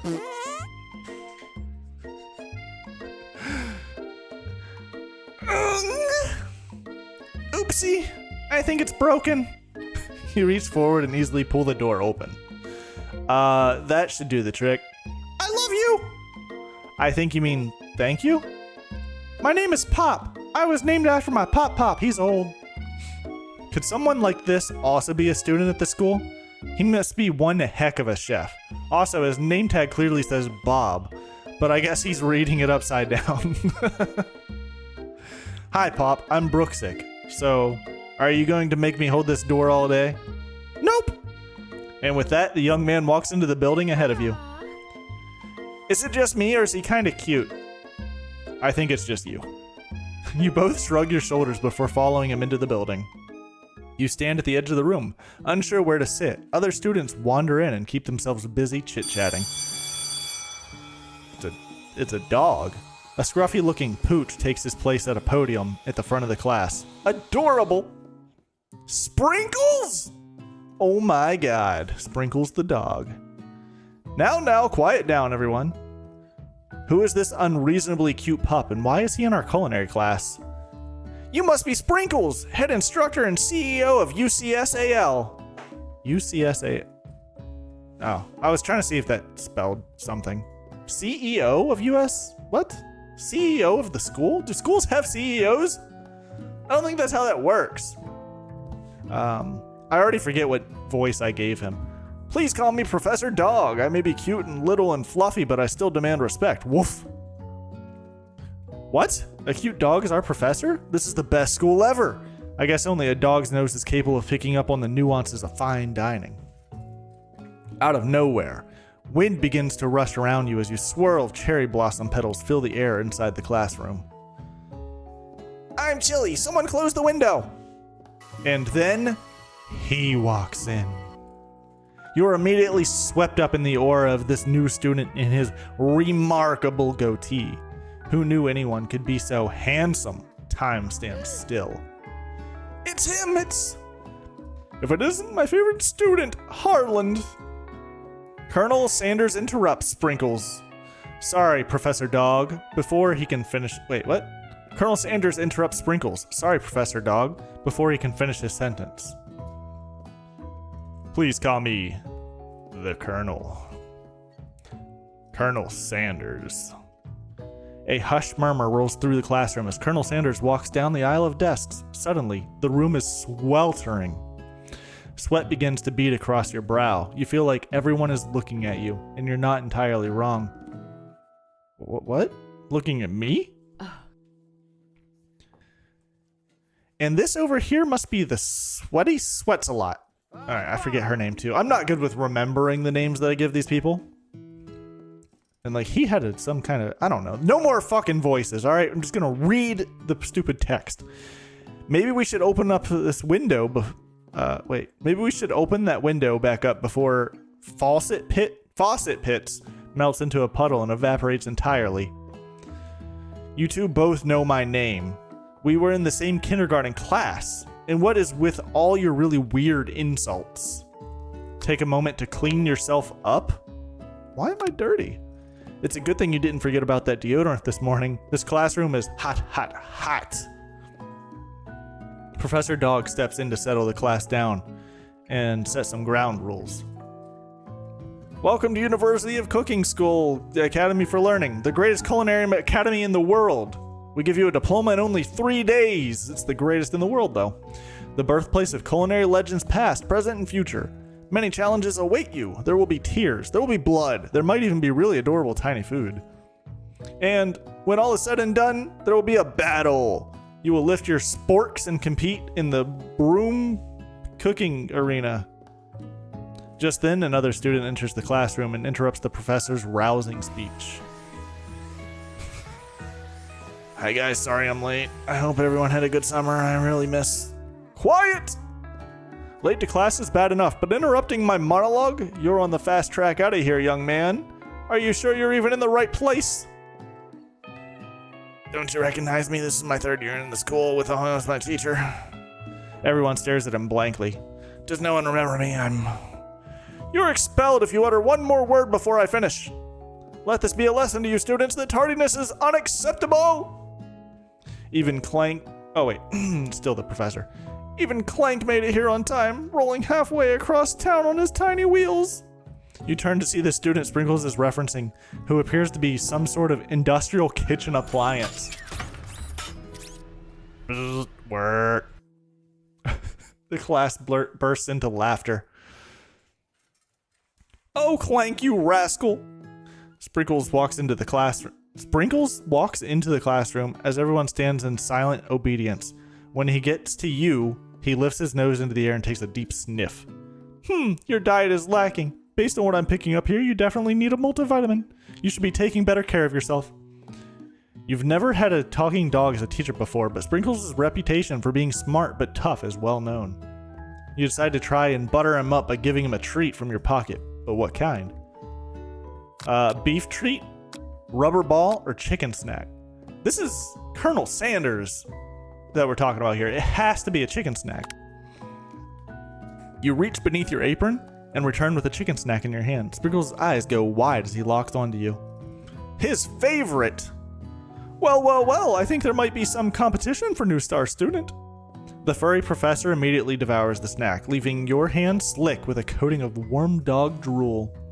You see the other students eyeing you jealously, but pay no mind to them. If they wanted to succeed in life, they should have learned the importance of carrying a range of dog treat flavors on them at all times. Settle down, young chefs. Take your seats and prepare to have your minds open to the amazing possibilities of culinary creation. As everyone rushes to claim their favorite seat, you're left standing at the front of the room. Only 2 options remain. Hey, Brooksick, there's still a seat here. It seems that no one has claimed the seat next to me, if you're interested. All right. Sit by Colonel Sanders. I kind of want to sit next to my best friend. I think I might sit next to her, because she is going to later help me get Colonel Sanders, right? We're going to do that. Sit by the best friend. You move to your seat by Miriam. Ultimately, I sat next to my best friend. I'm so glad to have you near me to support me through this class. Of course, you're my best friend. Who else would I sit by? Colonel Sanders? He has such a magnetic personality, and there's a seat open right next to him. If you had sat there, you might have gotten to know him a little better. Oh, well, fuck. All right. I'd never sacrifice our friendship. Besides, I'm sure I'll get a chance to talk to him later in the semester. I've got 3 whole days. That's like a lifetime. So you say, but now that Miriam mentioned it, that Colonel Sanders is just so darn dreamy. As soon as you settled into your seat, the professor makes an announcement. Think fast, it's time for a pop quiz. Yay, a quiz about me. Oh. That was such a stupid joke. It took me like half a second, but as soon as it clicked, it kind of hurt my brain. This incredibly important and surprisingly short quiz will tell me if you're ready for a life at culinary school. Keep your knives sharp and your focus sharper. Here comes question number 1. If train A is traveling to point B and train B is traveling to point A, how important is it to wash your hands before cooking? Extremely. Look at you, Pop. I mean, I'm gonna answer with extremely. That's right. Forest is to tree as chicken is to feather. Night vision goggles are a slam dunk. Do I have to answer these correct? What happens if I get these wrong? Alright, well, we're going to go with feather. What is the most efficient eating utensil ever created? A spork! A meat tenderizer. Ooh. A comically oversized fork. No, it's a spork, obviously. Hello, Sneaky. Welcome in. You're just in time for us to rizz up Colonel Sanders. And have a talking dog teach us in class as well, I guess. You know what? Jackson would be a pretty good instructor. What food is best for a broken heart? A pancake that looks like a silly face, camel meat, or anything as long as it's prepared with love and not too much salt. Vote for Jackson? Hell yeah. So, fun fact, guys, I have not eaten KFC in... Damn, I don't even know how many years. I'm 28 years old. It's probably been 12 plus years since the last time I had KFC. I also don't like it. So, like, I just, whatever. I think it's salty, though. You know a lot of 28-year-old people? Well, that would make sense. 9 years? Yeah, right? How is KFC still in business? Is it because of this game? Is this how KFC stays in business? But I'm going to say anything as long as it's prepared with love and not too much salt. Why would that make sense? Well, I mean, if you're around that age group, you're going to know people in that age group, right? That's why I thought it would make sense. I don't know how old you are. I just assumed that you were probably around the age of 28. Is Sprinkles a good boy? He's a talking dog that teaches at culinary school. He is the best boy! Hell yeah! That's right. Perfect score, 5 out of 5. Crushed it. Wow, be honest, did you cheat? You look up to see that Colonel Sanders has been watching you tally your score. He's impressed. Hoo-hoo-hoo. I know we just met, but I have to confess, I think you have a beautiful brain. Well, thank you, Colonel. Hot diggity, Brooksick! You just scored some major Colonel Sanders points with that performance. May I have your attention, students? I have an important announcement to make. Time for lunch! Wow, the cafeteria is as nice as any restaurant you've ever eaten at. It makes sense that a school dedicated to cooking would also be serious about eating. Beautiful brain? Yeah, not a single wrinkle on this bitch. Let's go. There's a meme that I saw that I actually really like. That was just the stupidest thing ever. But it was like, you, wrinkly brain, ugly. Me, smooth brain, sexy. And it was just, all right, whatever. Anyways, reading. A delicious fragrance wafts through the room and tickles the end of your nose. Your mouth waters. Do you smell that? That must be our lunch. It smells crazy good. Everyone, can I have your attention? What was his voice? Fuck. Is it about lunch? No, I just want to apologize for my tardiness. You see, I was... Howdy, folks. I'd like to make an announcement. Hey, It's about lunch. I need to keep drinking water so I can do his deep voice. That's you, the smooth brain?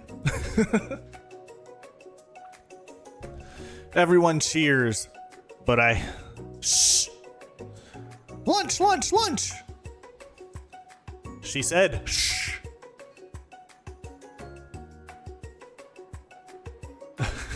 You were joking, but it's you coded? Okay, alright, understood. In honor of our new semester, I've prepared something special to share with everyone for lunch. That must be the smell I smelled! Indeed, that smell. You hold your breath, waiting to see what food this mysterious student has created. You've heard that he's very talented, but were the rumors true? Is this? Colonel Sanders lifts a large bucket above his head. Its contents glimmer in the light. Piled high are huge pieces of chicken, breaded and fried to a crispy golden finish. The aroma envelops you and you begin to feel warm and safe. Colonel Sanders has filled a bucket with chicken? What a novel concept. Why is he so slim thick? He's got that V-taper. Dude works out. I don't know why everyone's so thrown off by Colonel Sanders' appearance. He's always looked like this. Literally in every commercial he's ever appeared in, he looks just like this. Your stomach begins to grumble as if to say, stop thinking and start eating. For years, I've developed a secret recipe for the perfect fried chicken. By my calculations, nothing less than 11 herbs and spices are required to achieve the perfect balance of flavors. He has commercials? Sneaky, how old are you? Have you ever had cable TV? That's an honest question, because nowadays that's not really a thing, but yeah, KFC commercials were on cable TV at the very least. You said you have 28, or know people who are 28, so I assumed you were 28. He was always an old man. He is an old man, even here. That's an old man, as per the goatee, but he's always looked like this. Sounds fake. You're looking him up? Wow, dang, okay. Sneaky does not know the Colonel, confirmed. You know, he's actually based on a real life person too. Colonel Sanders was like a landowner. Fun fact, he was not like a colonel in the military in any ways, but he was a landowner, which granted him the title of colonel back in like 1950 something. And that's all the knowledge I have about Colonel Sanders. That's not an old man, that's a zaddy. What is a zaddy? What's the Z do to that? Couldn't hold back the Colonel Sanders knowledge? Bro, alright, after this game, we're gonna sit here and we're gonna learn everything we can about the Colonel. Also, the thing that about like his bucket, his design, it's just this with his bow tie, and people say that the bow tie looks like little arms and legs, and he's got a giant head on the bucket. That's it. You look around and notice that every other student has a pen and paper and is scrambling notes as fast as they can. But that's all I'll say about that. The old KFC guy has always been an old and not slim thick. What do you mean? This is him. They put him into the game. Van.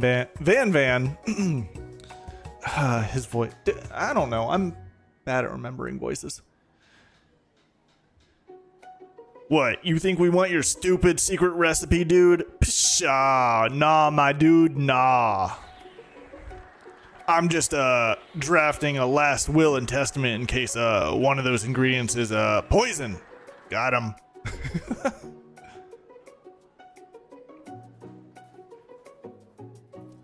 Did grow up with cable, but who's watching commercials? You gotta get up and piss, girl. Get snacks. Okay, well, I mean, that's fair, I guess. Honestly, I didn't even have TV whenever I was really growing up. We didn't pay for it. I didn't have internet until I was in high school. Yeah, that's right. Gonna have a pour off, make you feel bad for me instead of the other way around. He looks around nervously to see if anyone else is laughing at his sick burn. Look at that face. You wait to see what zinger Ashley has prepared to follow up, but she suddenly takes a different approach. Yeah, and I was just like writing in my diary. Dear diary, today I smelled something beautiful. I knew at that moment that only the hands of a true gentleman could fry chicken so tender.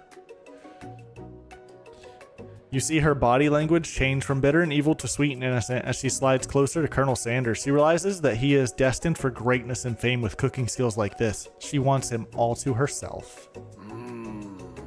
TV was free. You used to have 3 channels. News, static, and cartoons. Yeah, the antenna, right. Yeah, that's... TVs just have antennas in them. So yeah, that wasn't cable TV that you were watching, if that's all you had. But yeah, that's... I think... I remember that my parents had the old, like, box TV, the really thick ones. They were, like, square. And yeah, that's all that was on there as well, was, like, if you wanted to watch cartoons, you woke up early and you turned on, like, channel 3 or something like that. The ones you could taste the static? Yes. If you got close to it, you could feel, like, the static electricity, like, pulling on you. Oh, please. Well, Van the man, if you don't want any, I'll take his. Whoa, hold on. I guess I could try it. You missed that? No, you don't. You might feel nostalgic towards that, but you don't miss that. The tasty static. I mean, you can go and buy one of those TVs. They probably have them at like your local Goodwill or some thrift store. And then you can just lick it all day if you want.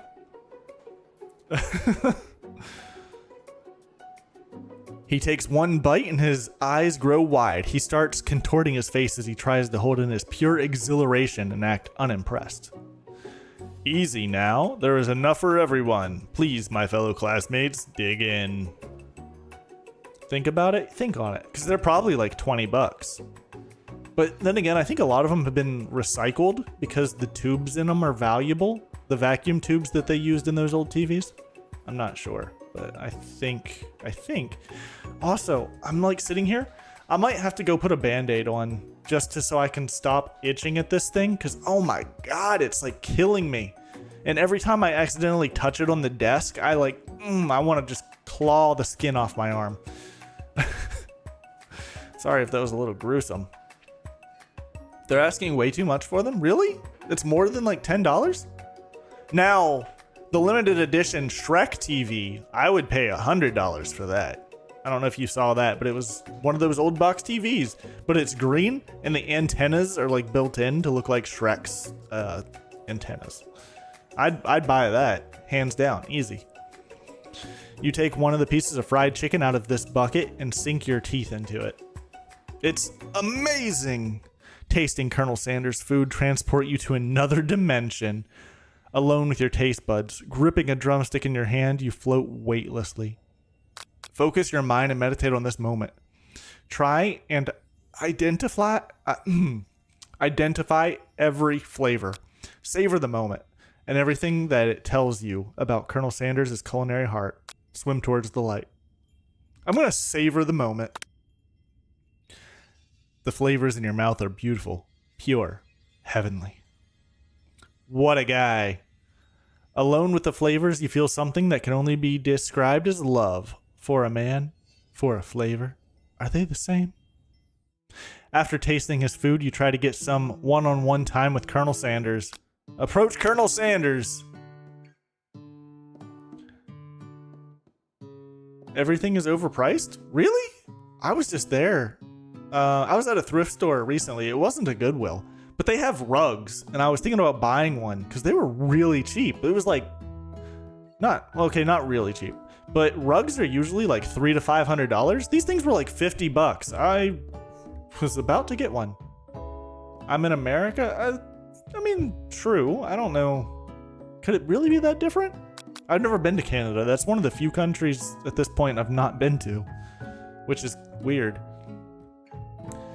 Colonel Sanders smiles ever so softly as you approach. He stops what he's doing and allows you to break the silence. Colonel, I wondered if I could talk to you for a second. Anything for a fellow chef. What exactly was on that chicken? Ha ha ha! How bold to come out and ask. You don't think you could ever buy a used rug?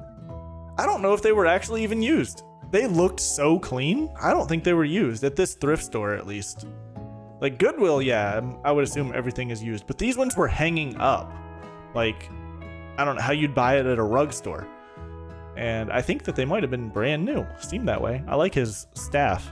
It's very nice. It's an idea I had for a new combination of flavors that will make me my fortune and establish my legacy for all time as I open a chain of highly successful fried chicken restaurants. No big deal. Saw this rug years ago and still think about her? Are you not able to get the rug? Why are you still thinking about this rug years later?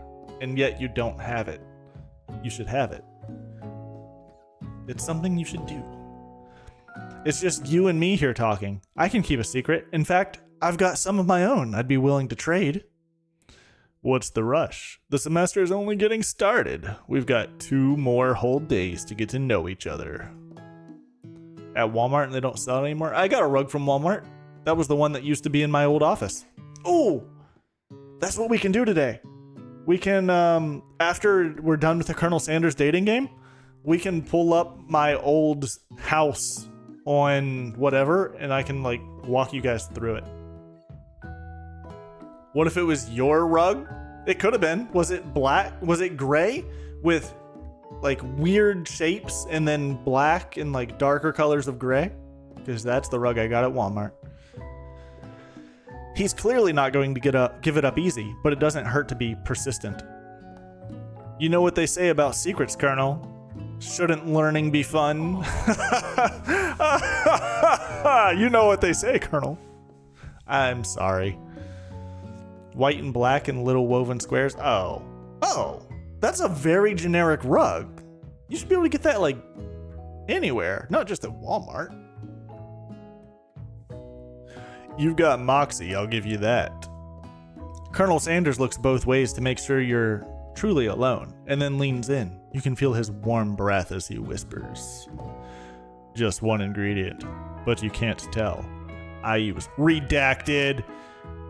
It's something my great-grandmother taught me. Haven't been able to find it? You're not looking hard enough. If you still have the picture on your phone, you might be able to just, like, go into Google and reverse image search to be able to find it. I'm sure Colonel Sanders would definitely tell you have moxie. What? If you ever feel someone's warm breath, you're throat punching them? Even if it's the... Hold on.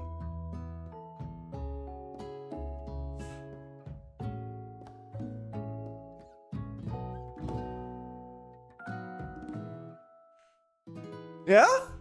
Still? Throat punch? You sure about that?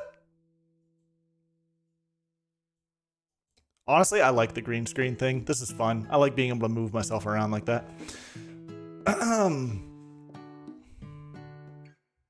Don't want their crusty air on you. All right. Okay. All right. Sorry, Colonel Sanders. I tried my best, dude. I was trying to hook you up.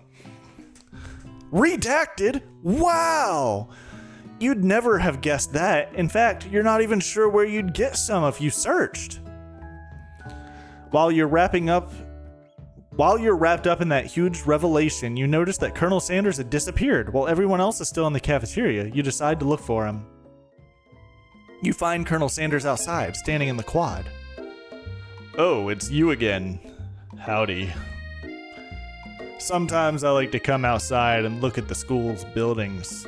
I think about how my story will continue on after I've graduated. It sounds like you have big plans. I dare say, the biggest. I will leave my mark on this world. You can bet on that. Alone together for the first time, you figure now is the perfect moment to show your personality to him. Be modest, but thoughtful. Wow him with a big idea. To add an additional ingredient to really spice things. Oh, no. No. If you try to tell Colonel Sanders to add another ingredient, he will throat punch you. So let's not do that. Neg him to show your own strength? Nah, be modest but thoughtful. Well, I just wanted to tell you that I really enjoyed your food. Now you've got his attention. The flavors were complex, but comforting. The interplay between salty, savory, and peppery, it was perfect. I appreciate the compliment, Brooksick. I'm sure you'll be a big success. I know we've only met today, but I'm starting to get the same feeling about you. We should head back inside. The next lesson starts soon. You step into the massive cooking arena, where the afternoon lesson will take place. Each student gets an oven and all the tools and ingredients they could need, but you only need 11 of them. Look at this place! It's magnificent! Finally, we get to show our stuff! Wait a second, no! We have to show our stuff? What if I totally blow it? You're not going to blow anything.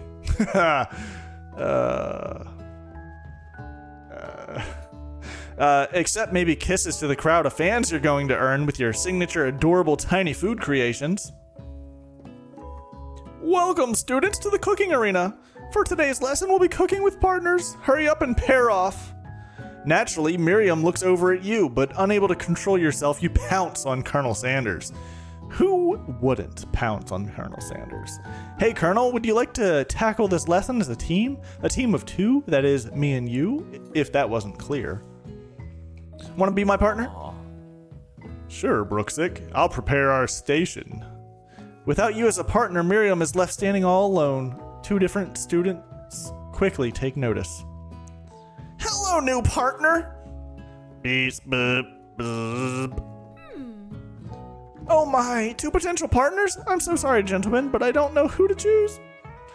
It looks like you'll have to pick for her.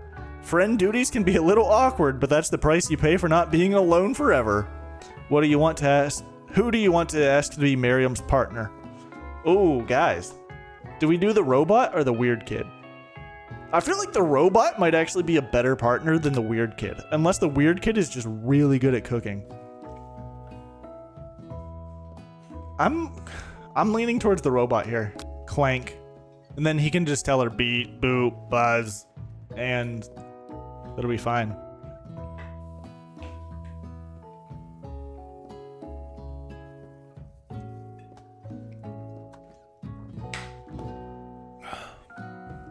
No? No opinions? Okay, got it. I'll fuck off then. It's fine. We're gonna go with Clank. Sorry, Pop, but I think Miriam will be partnered with Clank today. It's okay, I already ate. You fuck with Clank? Cool, I already picked it.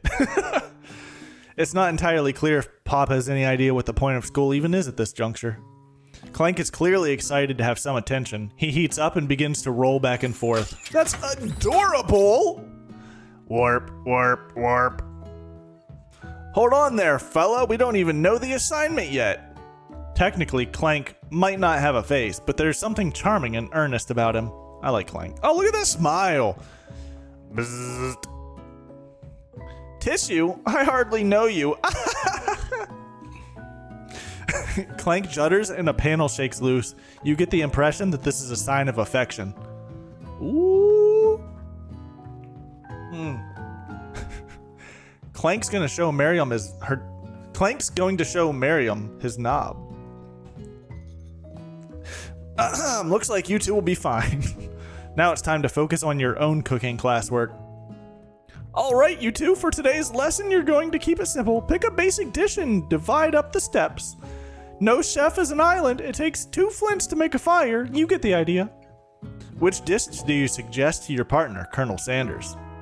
Steak tartare seems easy enough. Steak tartare seems easy enough. It's fancy and you don't even need to cook it. Using octopus will blow Colonel Sanders' mind. Your grandmother's mashed potatoes and gravy. Bro, so obvious. Mashed potatoes and gravy. He loved that idea. I've always been something of a down-home chef. I was thinking we could make something warm, inviting, comforting. Maybe mashed potatoes? And gravy? That's not the right voice, but fuck it. I couldn't imagine one without the other. Colonel Sanders casts a coy look at you, causing your whole face to go beet red. Embarrassed, you quickly turn away. I'll get the potatoes. No, please. Let me. Picking perfect produce is a passion of mine. What alliteration. God, that felt good to say. Perfect. Picking perfect produce is a passion. That was a lot of plosives in that sentence. Looks like things are getting pretty fresh around here. Does someone have a crush on Colonel Sanders? We're just cooking partners. Mind your own business. Sanders' heart is my business, and you better keep your fingers off of my man. Did someone call for me? Okay. I fucks with the music.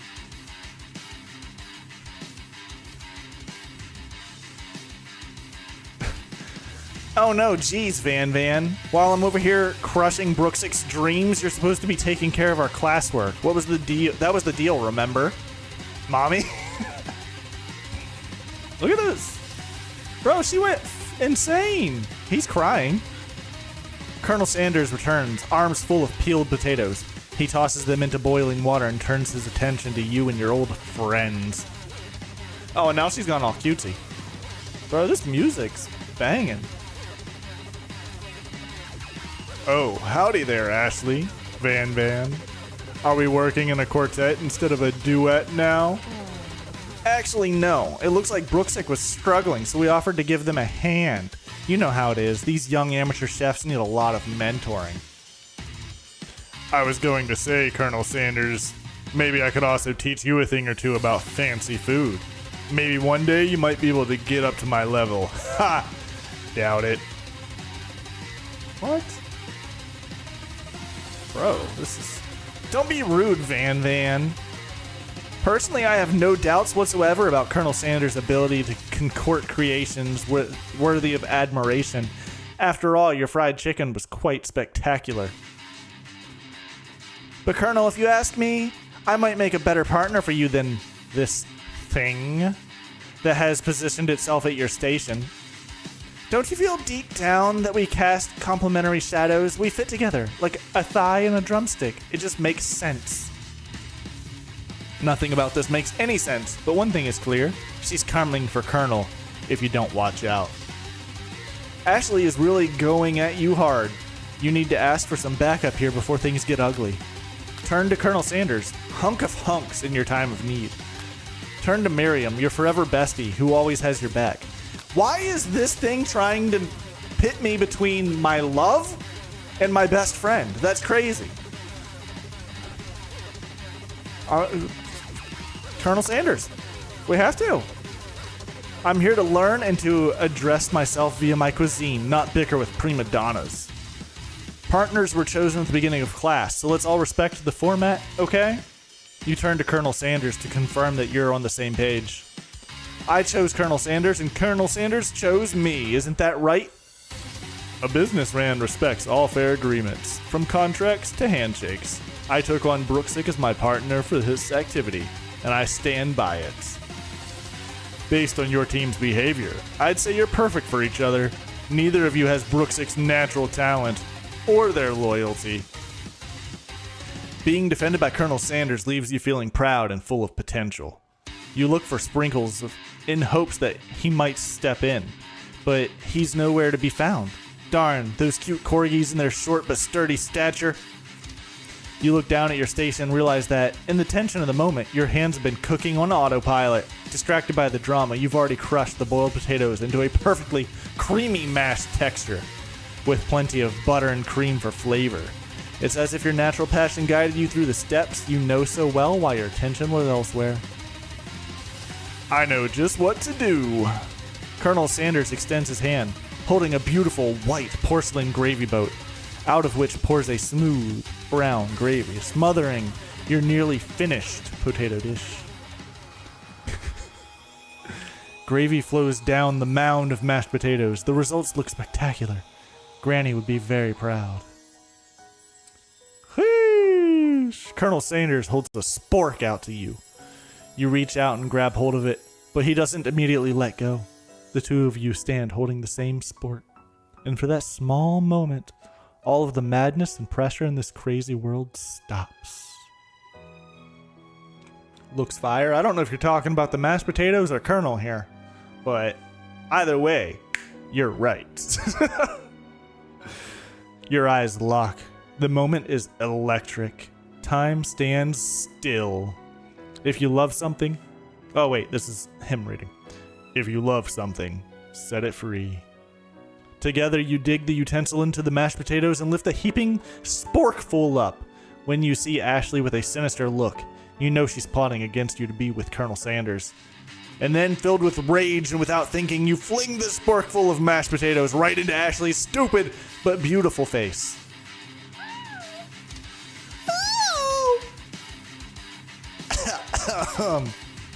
Van, do something! Do something! Scooping up a fingerful, Van tastes the dripping mashed potatoes and gravy and realizes that it's delicious. Horrified by this revelation, he slinks away. Will he ever be able to cook something with so much love and integrity? Hold on right there, Brooksick. We do not waste food in the broom cooking arena. Colonel Sanders, I expect better from you. If you throw one more spoonful... Hold up. It says spoonful. I did not throw a spoonful. It was a sporkful. So he is wrong. He's accusing me falsely. That would not hold up in a court of law. You'd better be prepared to eat it from wherever it lands. I mean, Ashley do be kind of a cutie though. I would lick it off her face. Forget I said that. Can I have potatoes face?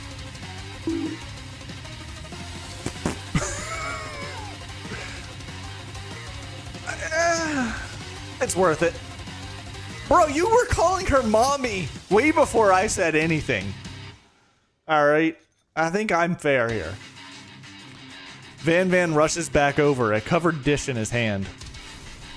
Mashed potatoes with gravy? Pathetic. In just a few minutes, I've prepared a full meal. Gaze upon my specialty, braised tentacle of octopus, in my silky saltwater sauce, plated on a battle axe blade forged by my supreme chef ancestors. Oh, the bonk was because she's yours. I got it. You've ignored me for too long. That ends now. It is I who will have first bite, and you will all look on with envy. The interrupting student rushes at Van and swipes a bite of his signature dish right off the plate. No, don't! Something about this dish doesn't strike my nose quite right. I think the octopus was rushed and may have turned in the process. The results could be toxic. Too late, it has been eaten. I think I left something in the oven. I don't feel so good. It killed him! It's a fucking ghost! What? Everyone step back! Don't take another bite! When you look back at the plate, the rest of it is gone. You notice the tip of the tentacle being slurped up in Pop's mouth. Pop winces in pain for just a moment, then almost immediately back at his obvious self. Oopsies! Tastes like poison! The entire class has gathered to watch Pop's final moments. Shock has frozen the crowd. They are as motionless as statues. The class bell rings, interrupting the moment and snapping everyone back to reality. It would appear that Pop's enthusiasm for trying new things, despite obvious danger, has inoculated him against poisons of all kind. Tastes like poison! I'm not sure the professors here make enough money. Ghost of student. Hello? I just turned into a ghost over here.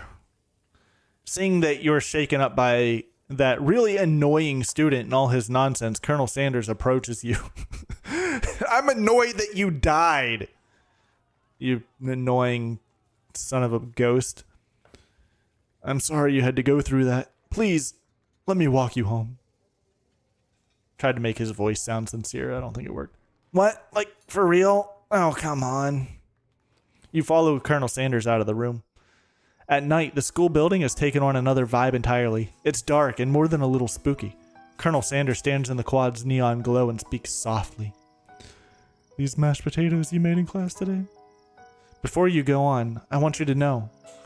They're not a great representation of my skills. I didn't even realize I was making them. They were amazing.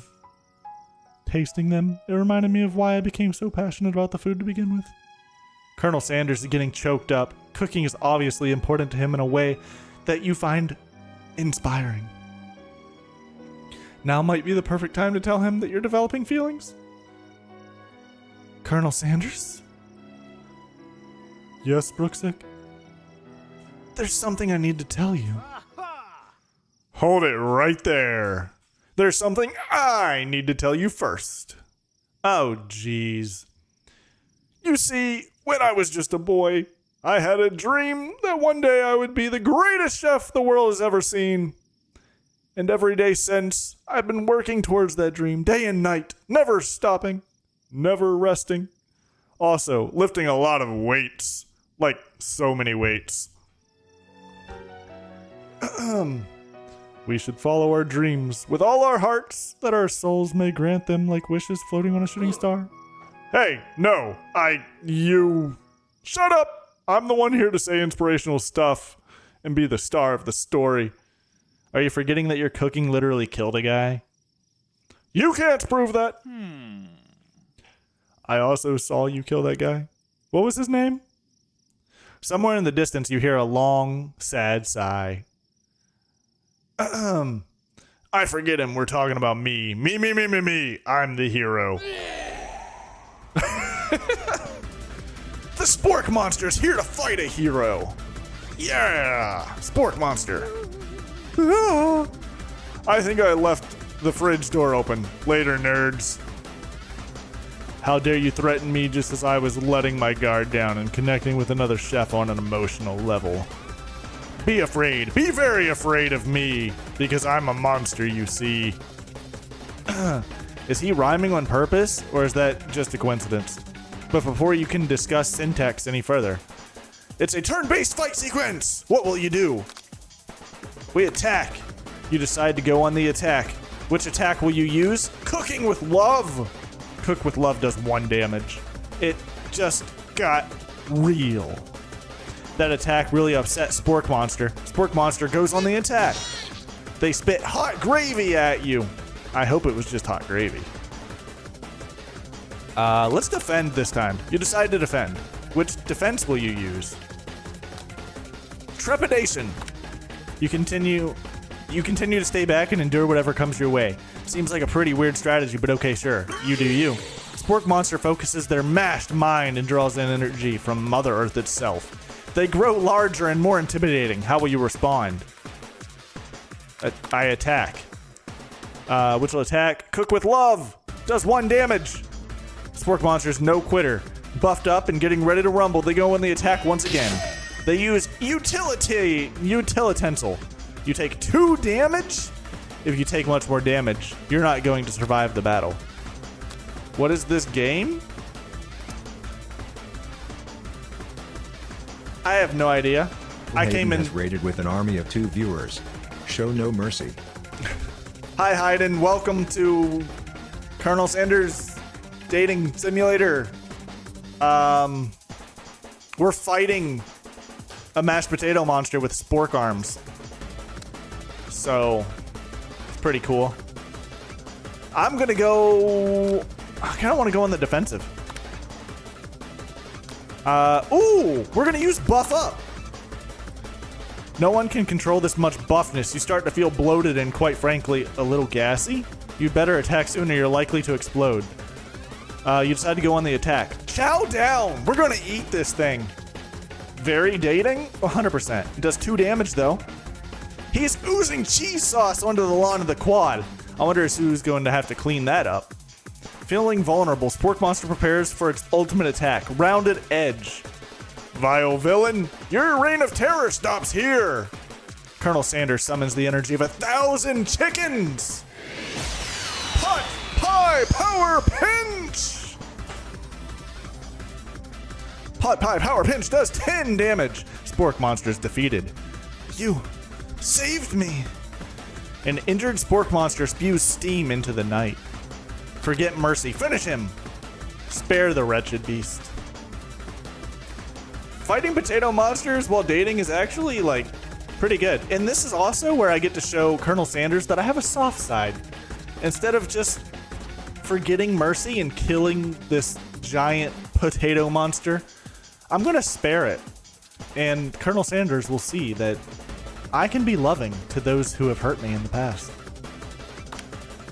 You manage to tamp down your disgust at the sight of this gnarly beast long enough to realize that he is still a living creature with a pure soul who deserves your pity, not your wrath. Wow. No, that's not true. No. Be gone, beast! And don't you dare come back for a follow-up encounter tomorrow.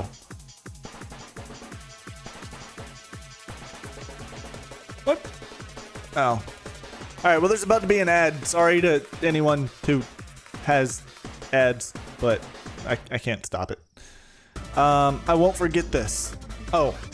I won't forget this, and I certainly won't be back, like you said. I feel like this thing's probably going to come back tomorrow. The Spork Monster skirtles off into the night. The defeated monster left behind a special item. It appears at first to be a cookbook, but upon closer inspection, isn't so much more. It's a book of magic spells with a golden chicken on the cover. You open the cover and find a library card tucked inside. The last name to have signed it out is Borko?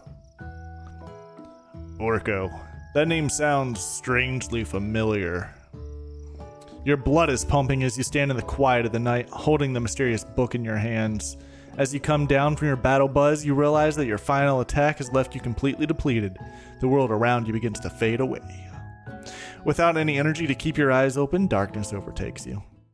The image of Colonel Sanders flashes before your eyes as you fall asleep. He must have helped you get home in your tired state. You don't know if you could have made it without him. What a guy. You want to thank him, but you don't have the strength to utter a single word. You feel your covers being pulled up over you as you are tucked in tightly. Good night, my Colonel. How can you not dream of Colonel Sanders? That is a beautiful man.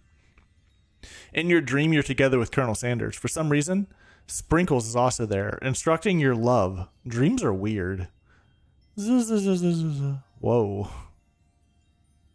That looked weird. I don't know why, but it kind of hurt my eyes. You awake on day 2 and attempt to process the wild visions you had. Were they memories or premonitions? And then there was that secret ingredient that Colonel Sanders went ahead and told you outright. Not much of a secret, huh? It's probably just because he already trusts you so much. Sure, that makes sense. We'll go with that. You meet up with your bestie in front of the school. Before you can tell her about the encounter with the spork monster, she launches into a story of her own. Okay, I know this might sound a little strange, but I think I might be, I think I might like Clank. Like him? Like? I know it sounds like it's moving too fast, but there's something about him I like him. We got to talking after class, and he's actually a totally sweet guy. Not only that, he's really smart. He told me all kinds of stories about Colonel Sanders. Okay. What would have happened if I had paired her up with Pop? Would she be into Pop? I'm kind of glad that I went with the the robot dude. Did you know that Colonel Sanders was the most popular kid in his high school? No, but that does make complete sense. Yeah, but he was so popular that he was voted prom king at a school he didn't even go to, and was also the convertible that he himself rode in at the front of the homecoming parade. And was also the convertible that he... What? Alright, that's weird wording. I'm thinking maybe something got lost in Pressure Cooker's language translation. Either way, maybe it's best if you took it slow with this new boy, like I am with Colonel Sanders. You and Colonel Sanders, the coolest guy in school, the most famous student to ever attend University of Cooking School Academy for Learning? You're a thing now? We definitely connected yesterday. Ah, sure you did. You're great. Why wouldn't he be into you, I guess? Laughing at the implication that you and Colonel Sanders might be a thing is definitely not cool. You are great. You have an idea about how to prove that your love is real. Well, if he's not into me, why did he tell me about his secret ingredient? It's cum. Your bestie's eyes light up. A secret ingredient? Yeah, I just said that. A secret ingredient. Is there a dramatic echo in here? Miriam checks to make sure you're alone before continuing. So this summer, while I was on vacation with my family, a lovely man approached me in the botanical garden where I was wandering. This can't be good. He told me all about his passion for spices, secret spices. The man even gave me some to show me what he meant. He said it was a powder created from super duper rare dried flower petals, and that if I did him a big favor, I could have some of my own. It was cum. Please, Miriam, don't tell me. So I filled my suitcase with them and brought them home. He was so nice, he even met me at the gate when I arrived. Later, when I cooked with them, a very strange feeling came over me, and the flavor was unlike anything I'd ever tasted. I think you're being very liberal with the meaning of spices here. I love reading your guys' responses. This is great. I'm so glad that you guys are having fun too. Whatever. Anyhow, we both share an interest in cooking, so we've stayed in touch, like pen pals. I bet he would love to know more about new spices. Well, I'm definitely not supposed to share Colonel Sanders' secret recipe. And besides, I only know the one ingredient, so I doubt it'd be much of use to anyone. Please, please, please! It would mean the world to me. No one has to know it came from you or from Colonel Sanders. What do you think? Should you protect a secret or share it with your bestie? Make up a fake ingredient? Guys, we're at a crossroads here. I need to know what to do. Tell her the ingredient or make up something. Fuck her? This is my best friend for like my entire life. So I'll just make up a fake ingredient for her? Really?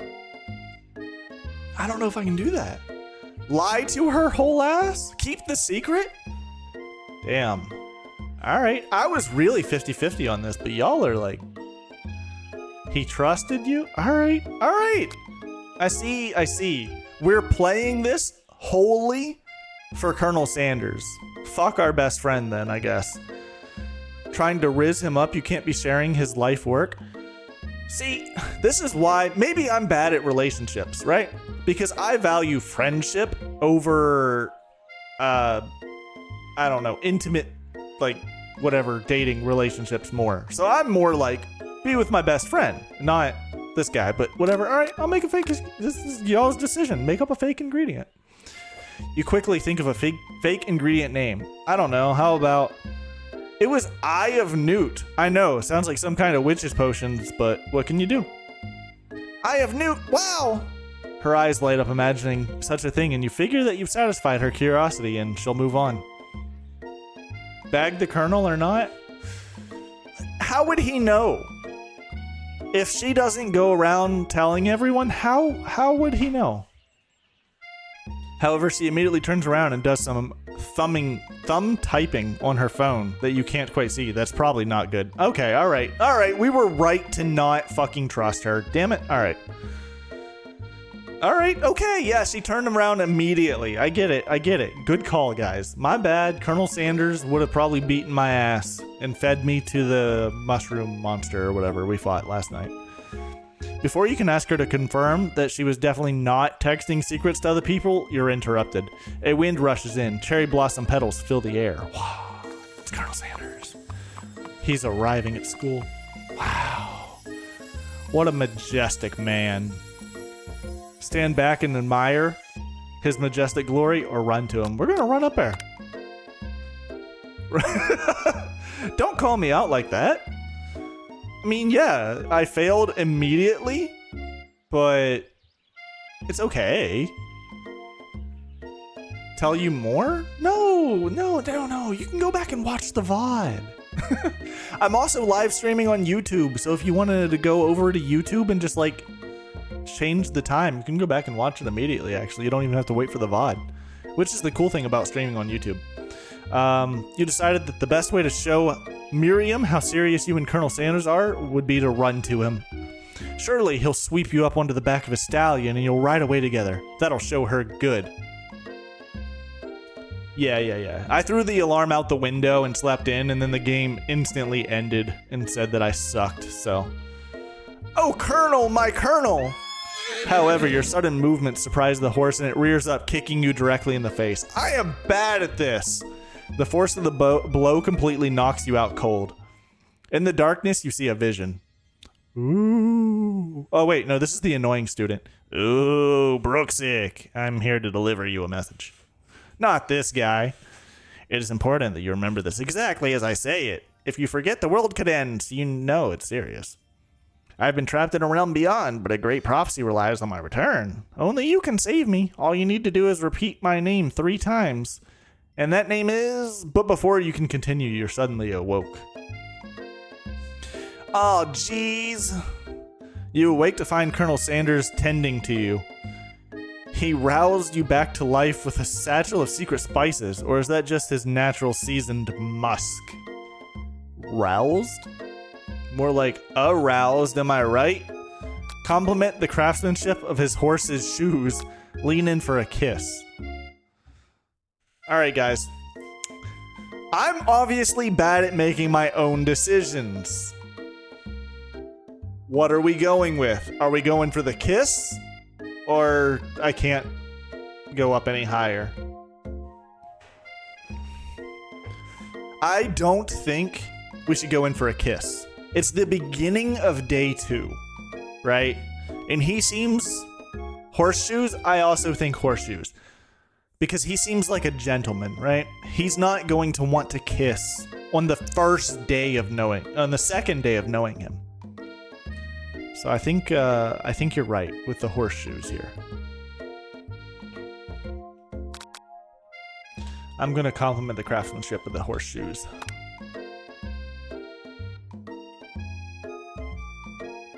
Maybe he shouldn't be riding a horse to school. Maybe you shouldn't be running up to animals. You don't know. It's hard to say who's in the wrong here. But one thing's for sure, that Colonel Sanders is pretty dreamy. That horse has beautiful shoes. I could really feel how smooth and sturdy they were when they were pressed into my face. That's nice to hear. No one truly appreciates good craftsmanship anymore. And with that, Colonel Sanders disappears into the school, leaving you and Miriam to follow. When you enter the classroom, you can see your 2 rivals, Ashley and Van Van, are doing something bad. By the way, they're hiding. You know it must be really bad. Like counterfeiting recipes bad. Experimenting with restricted ingredients bad. Summoning a demon bad. You try and get a peek over Van Van's hulking shoulders. But he sees you coming. Whoa there, little one. I'm not sure you're ready to handle this. Why don't you make like a bee and mind your own wax, honey? Tell them to stop acting immature or act like you're not interested in them, but really try and get a closer look. This one doesn't seem as compatible. So I'm just gonna say act like you're not interested, try to get a closer look. You sit near the rivals but leave your back turned to them. You even hear Van mutter something that sounds a bit like a magic spell. However, he notices you eavesdropping. You try and cover your tracks and improvise an excuse. It's time for class, and you're distracting the rest of us who want to learn. Now you've upset them. Oh, and you're the Emperor of Cooking, are you? You make the rules. I'm not sure you'd know a good meal if it ate you. I think they're the ones that sent the mashed potato monster after me. Being the... Hold on. Being the best chef in the world makes more than just culinary skills. It takes creativity. It takes panache? Panache. It takes panache. And it doesn't hurt to use a little evil. You finally get a look at what it was they were hiding, and you instantly recognize it. It's a book! Just like the one you found after your encounter with the spork monster. That's the same book that I found last night in the quad. Ashley immediately elbows Van, who hides the book behind his back. I don't know what you're talking about. That book is a family heirloom, and its contents are secret. You notice they haven't just been studying the book. They've got Pop pinned to the wall, and they're tossing potato skins at him as he tries to catch them in his mouth. We're playing, hee hee. Before you can dig in any further, you're interrupted by the arrival of more students. It's almost time for class. Beep, beep. Clank must be running late. He's in such a hurry that he rolls right over Van's meaty foot. You fuck with Pops too? Wow. Hey, watch it, you bucket of bolts. He's just a little guy. He's just dumb. He's I like Clank more. You watch how you talk to him. He didn't do anything. Bzzz, womp. Who do you think you're talking to? Oh wait. Who do you think you're talking to? I've never heard such language, not even from a stand mixer. Womp womp. No, your mother was a stand mixer. Bzzz. Van jumps to attack Clank, but Clank shocks Van, sending him flying across the room. Welcome, Haven. This game is... Well, you've kind of already seen enough now to make an informed decision about this game. Dolphin diving off of a building? I feel that. I would do that. It's got to be at least 3 stories, though. Yep, this is Mommy. It has been declared. She kind of looks like she works at McDonald's. Wait, hold up. Hold up. Is that what this is supposed to represent? Like with the hat and stuff? Is she a McDonald's employee? And that's why Colonel Sanders is like, fuck off? Huh, that might be it. Protect me, Colonel Sanders. These crazed men are about to come to blows. I think it must be over for me, but I'm not interested in either of them. Ashley's tone has completely changed in an instant. She bats her eyelashes at Colonel Sanders. Surely he must know that this is a ruse, right? Gentlemen, get a hold...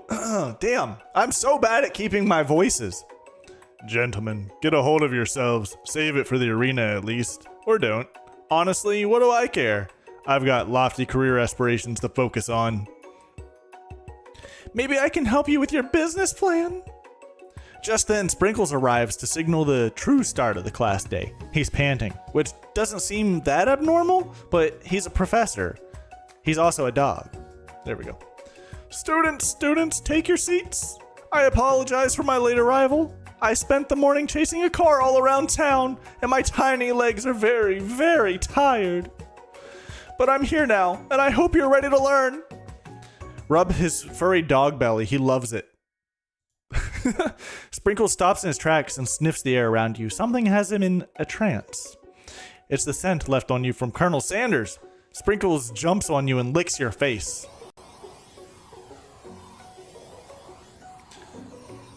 Down, boy. Down! Off-thoppen! Off-thoppen? What? I don't have tiny legs. What? I'm not tiny. I'm not short. That command shouted by Colonel Sanders has snapped Sprinkles out of his trance. I wonder what's up with that. Sorry, I got a little carried away. After he catches his breath, Sprinkles regains control of the classroom. Without further ado, we'll review the global history of my favorite fowl, the chicken. You want to pay attention to the lesson. Truly, you do. Which is why in 1776, at the signing of the Declaration of Independence, it was a chicken who first signed their name. But you can't help but daydream about Colonel Sanders, and you miss most of the important parts. Ah. Ah. Oh. Oh.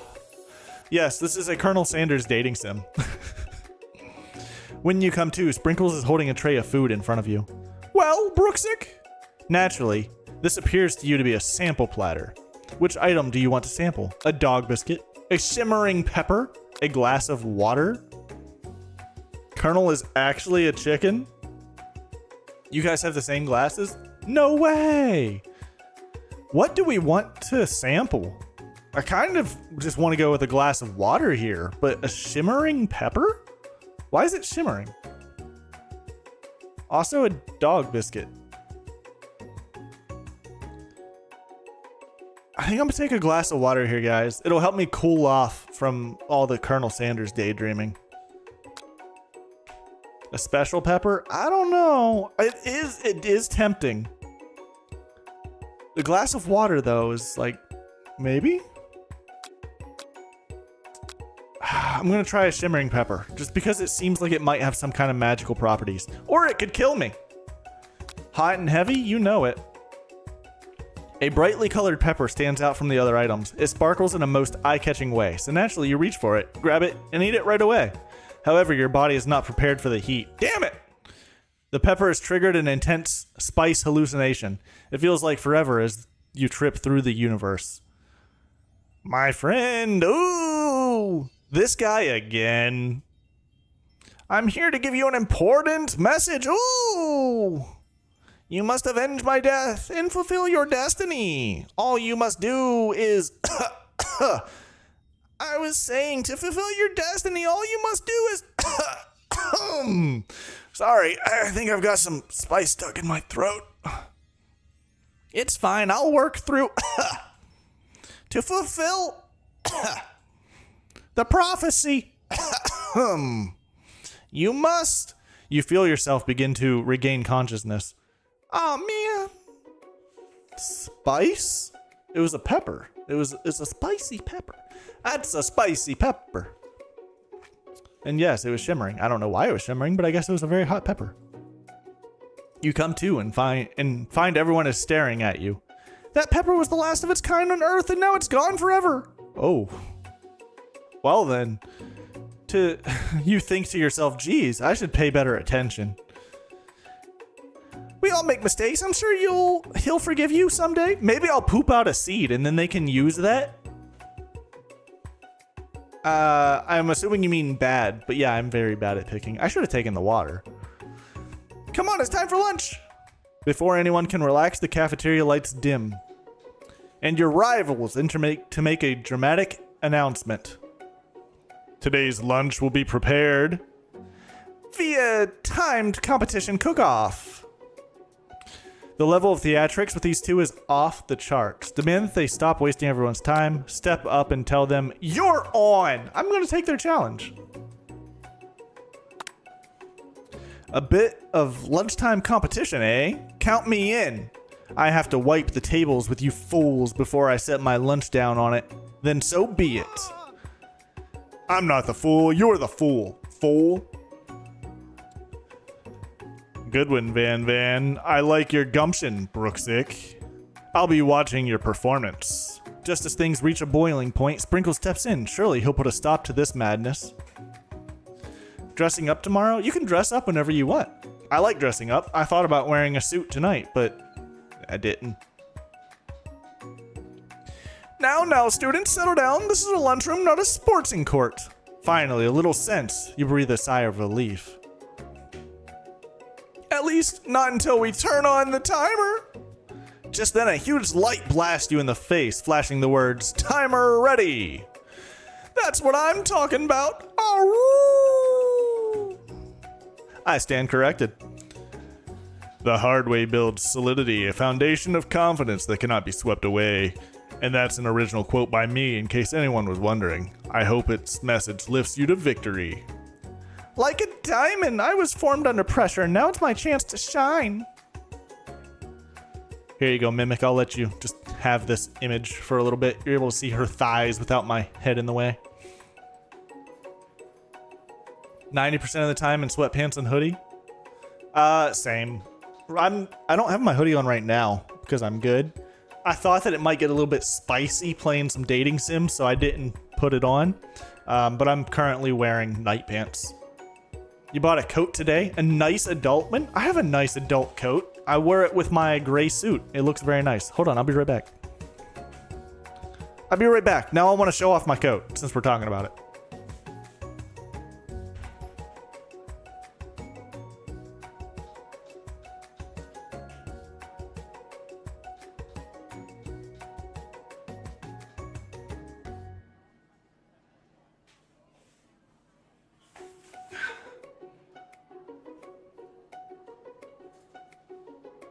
Yeah? Hold up. Let me, Yeah?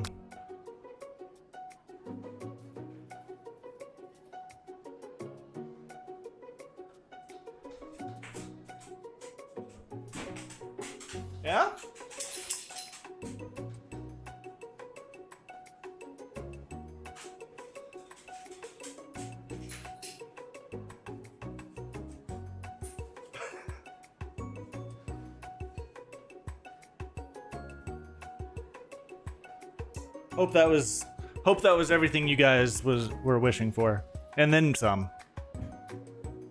It do be kind of a Peaky Blinder coat. Yeah, it's a long coat. It was very useful whenever it was cold and I had to wear my suit, and it also kept me from like getting wet. Because if the suit got wet, you know, it kind of ruins it. This thing was super cheap. I got this at Goodwill, actually, since we were talking about thrifting, and it even has a thing on it that says AF, and I was like, hell yeah, I'm in the Air Force. That works. And Jackson's here too. Say hi. Hi, buddy.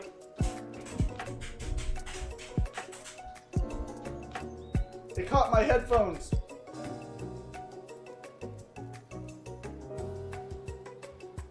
I'm a mess.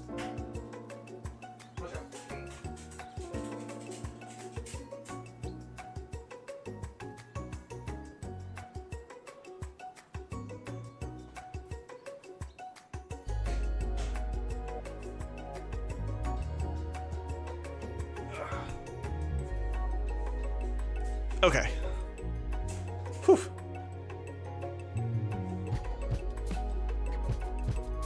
Turn my thing back on.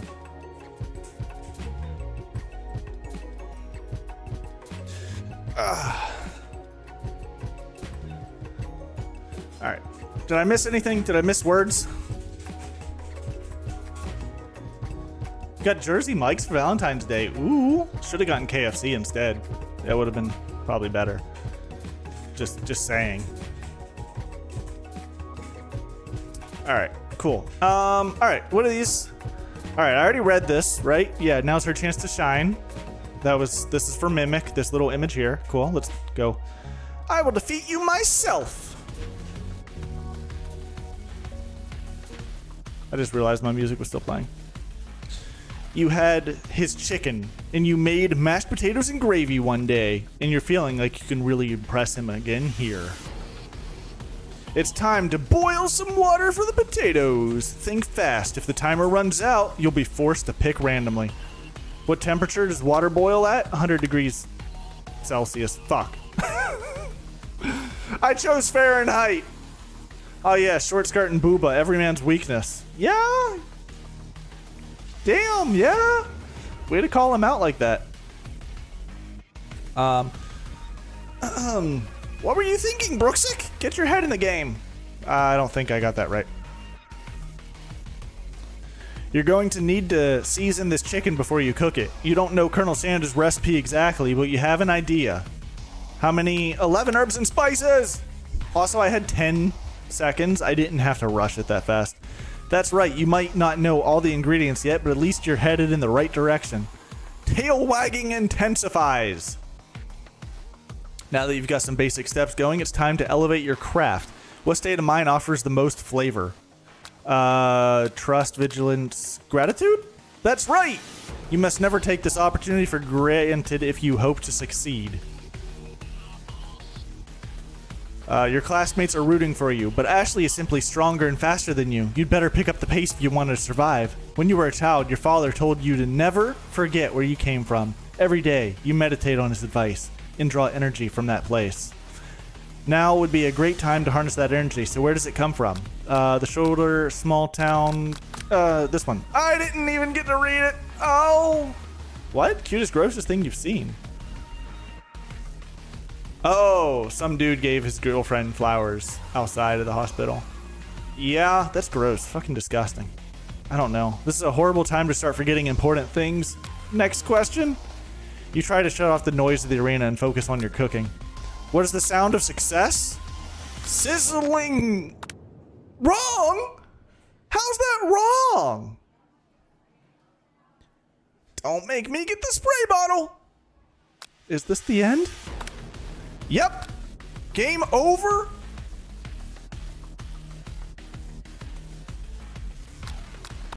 How is sizzling not the sound of success? Is this going to take me straight back to the beginning?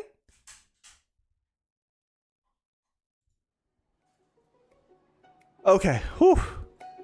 Okay. It didn't take me. Oh. Oh, wait. I was just clicking. Hold on. Load? Is it this? I think this is the right thing. Is this 6 byte? Okay. Lights dim. Rivals make a dramatic entrance. This stuff, that stuff. Step up and tell them you're on. I still want to challenge them. I think I can do better this time, hopefully. I know it's 100 degrees Celsius.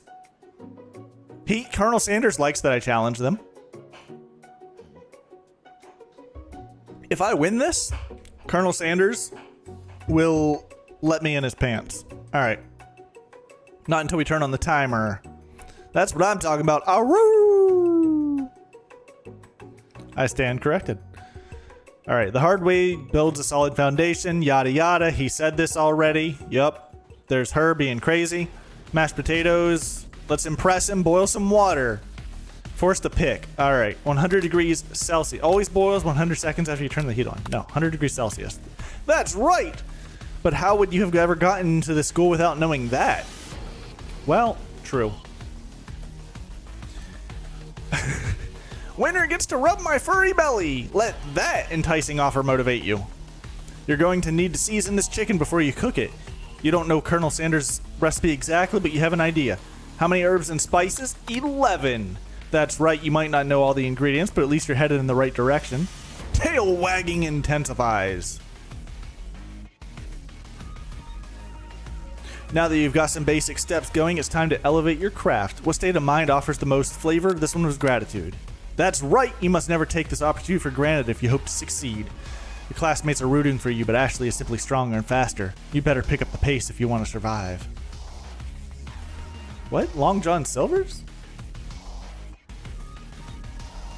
What about Long John Silver's? I haven't had that. I don't think I've ever had Long John Silver's, actually. I've had that less than KFC, and I don't like KFC. When you were a child, your father told you never forget where you came from. Every day you meditate on his advice to draw energy from that place. What is that place? A small town. A shoulder of Orion. A small town? Oh, it is. It is a small town. That's right. This is your shot, and you're not going to miss it. The star hair guy. Oh!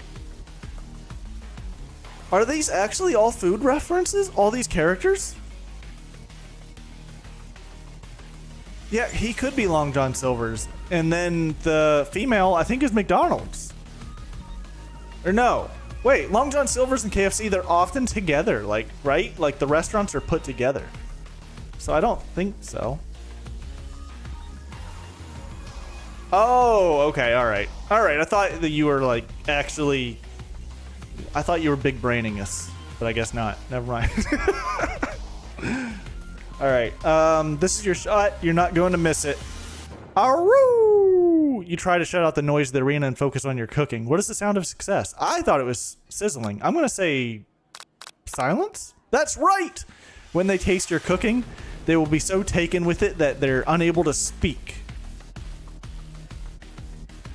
You didn't know that was a restaurant? It's like a fast food place. You notice Colonel Sanders out of the corner of your eye. I believe in you, Brooksick. He's actually cheering you on, which would be awesome, except knowing he's watching you makes you totally forget what you were doing. Now all you can think about is Colonel Sanders. How many spoonfuls of gravy would it take? This one! I chose the middle one. What were you thinking? Get your mind back into the competition. Grrr. You are stranded on a deserted island with only one dessert cookbook. Which do you take? What a hunk. I know, right? You know what? Shouldn't you be focused on the challenge? You're falling behind. You and the Colonel riding together on a gondola. What does that have to do with crafting spectacular fried chicken and delicate baked biscuits? Woof, woof. You're really struggling to keep up. At the next station over, Ashley has already begun plating elements of her dish. It's colorful and complex. To make up time, you toss... I'm such a child. Why did that make me laugh? I read toss your biscuit. Fuck. To make up time, you toss your biscuit dough into a stand mixer. As you do, the crowd gasps. Yikes. I know you love nothing. I know you love nothing more than seeing a fellow appliance utilized in a kitchen battle, but sometimes that means sacrificing the personal touch. You might not have any hands, but Brooksick does, and a good chef needs to be touching the dough to know when it's properly mixed. There's an easy way and a hard way. You don't get far by going the easy way. When you hear everyone talking, you realize how serious your error was. You immediately shove your hand into the mixer and rescue your dough before it's over-mixed. Brooksick, no! But you're not fast enough and your hand gets stuck. It's immediately crushed by the quickly spinning beaters. There's no way you'll be able to use that hand for the rest of the match. Colonel Sanders shakes his head in shame. Oh, man. What you often find is that the easy way can turn out much, much more difficult. Everyone stop what you're doing right now. This battle is over. Sheesh. Okay, be careful. Damn. Why are you typing in chat and driving? Don't do that. Oh my god. Meanwhile, Mimic's just hypnotized. So, Haven's trying not to die, and Mimic's just hypnotized by the thighs. At a stoplight? Okay. I don't know why your brakes are locking up at a stoplight, but be careful. It can't be. I was so close to finishing my dish. Sweetheart, look at your hand. You simply can't go on. I keep fucking up my voices. Oh, that's too bad. And here I am with a completed dish ready to serve. Surely that makes me the winner by default. No, it wouldn't be fair to compare the two on account of Brooksick's injury. His voice, I've messed up his voice. It's gone. It's gone. I've completely lost it.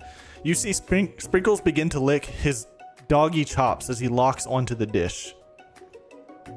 But I suppose you could at least tell us what was prepared. Well, because I'm the sweetest, I skipped straight to desserts. Under this white chocolate... Oh, that's still her talking. Under this white chocolate dome, you'll find a wide array of delights, taking you on a journey of flavor that tastes good and tells a story of excellence. I was going to ask Brooksick to do the honor, but since you're injured, I'm afraid that pouring this creamer of delicate hot chocolate sauce might be too difficult. Colonel Sanders, if you wouldn't mind lending me your strong, steady hand. Colonel Sanders pours the hot chocolate sauce on top of the dome, causing it to melt away, revealing the ingredients hidden within. Inside, you'll find a delicate, fried cheese croquet atop a slice of honeycomb, ice cream 2 ways, tender nougat and pearls of blueberry jelly. Dude, I can't read. What do you mean? This is why I almost failed at a tech school. I couldn't fucking read. Colonel Sanders seems intrigued, but perhaps not impressed as he dips his finger in the chocolate sauce. Simplicity isn't your strong suit, is it, Ashley? Oh, you. All right. Have a good night, Sneaky. Have fun. Thank you for stopping by.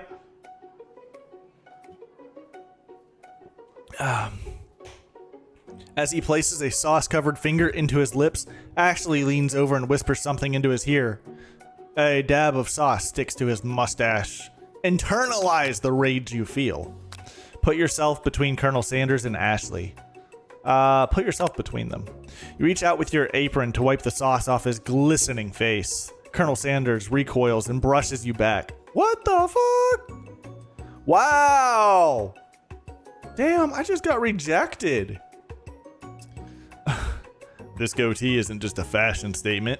It's also functional. I was saving that flavor for later.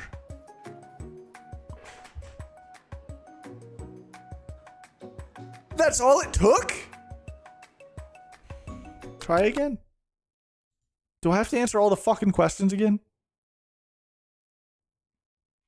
I don't want to answer all those questions again, man. I barely got them right the first time. No! Tell them that you're on. Okay, let's go. Come on, give me my questions. 100 Celsius.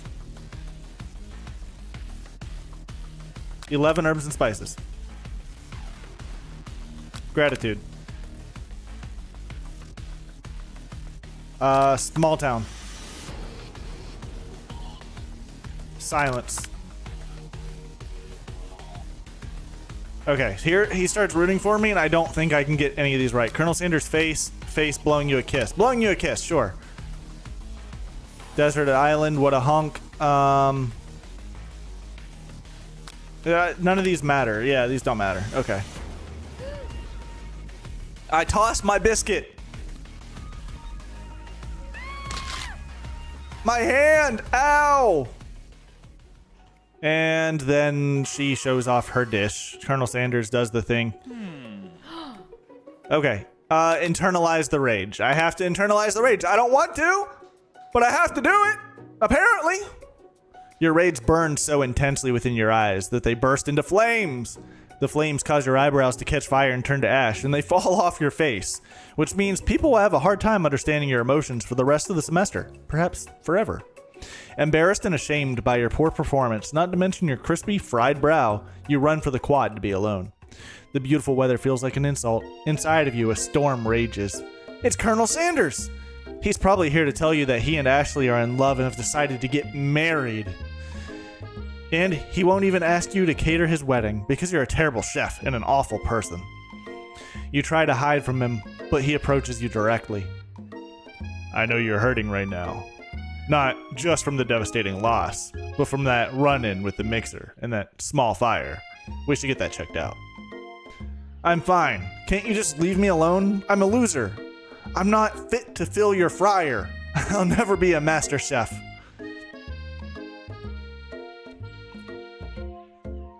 What is... Are you okay? I don't know what to tell you, Haven. That's not good. But yeah, if go slow or yeah, just wait for salt trucks. Find a salt truck and follow one.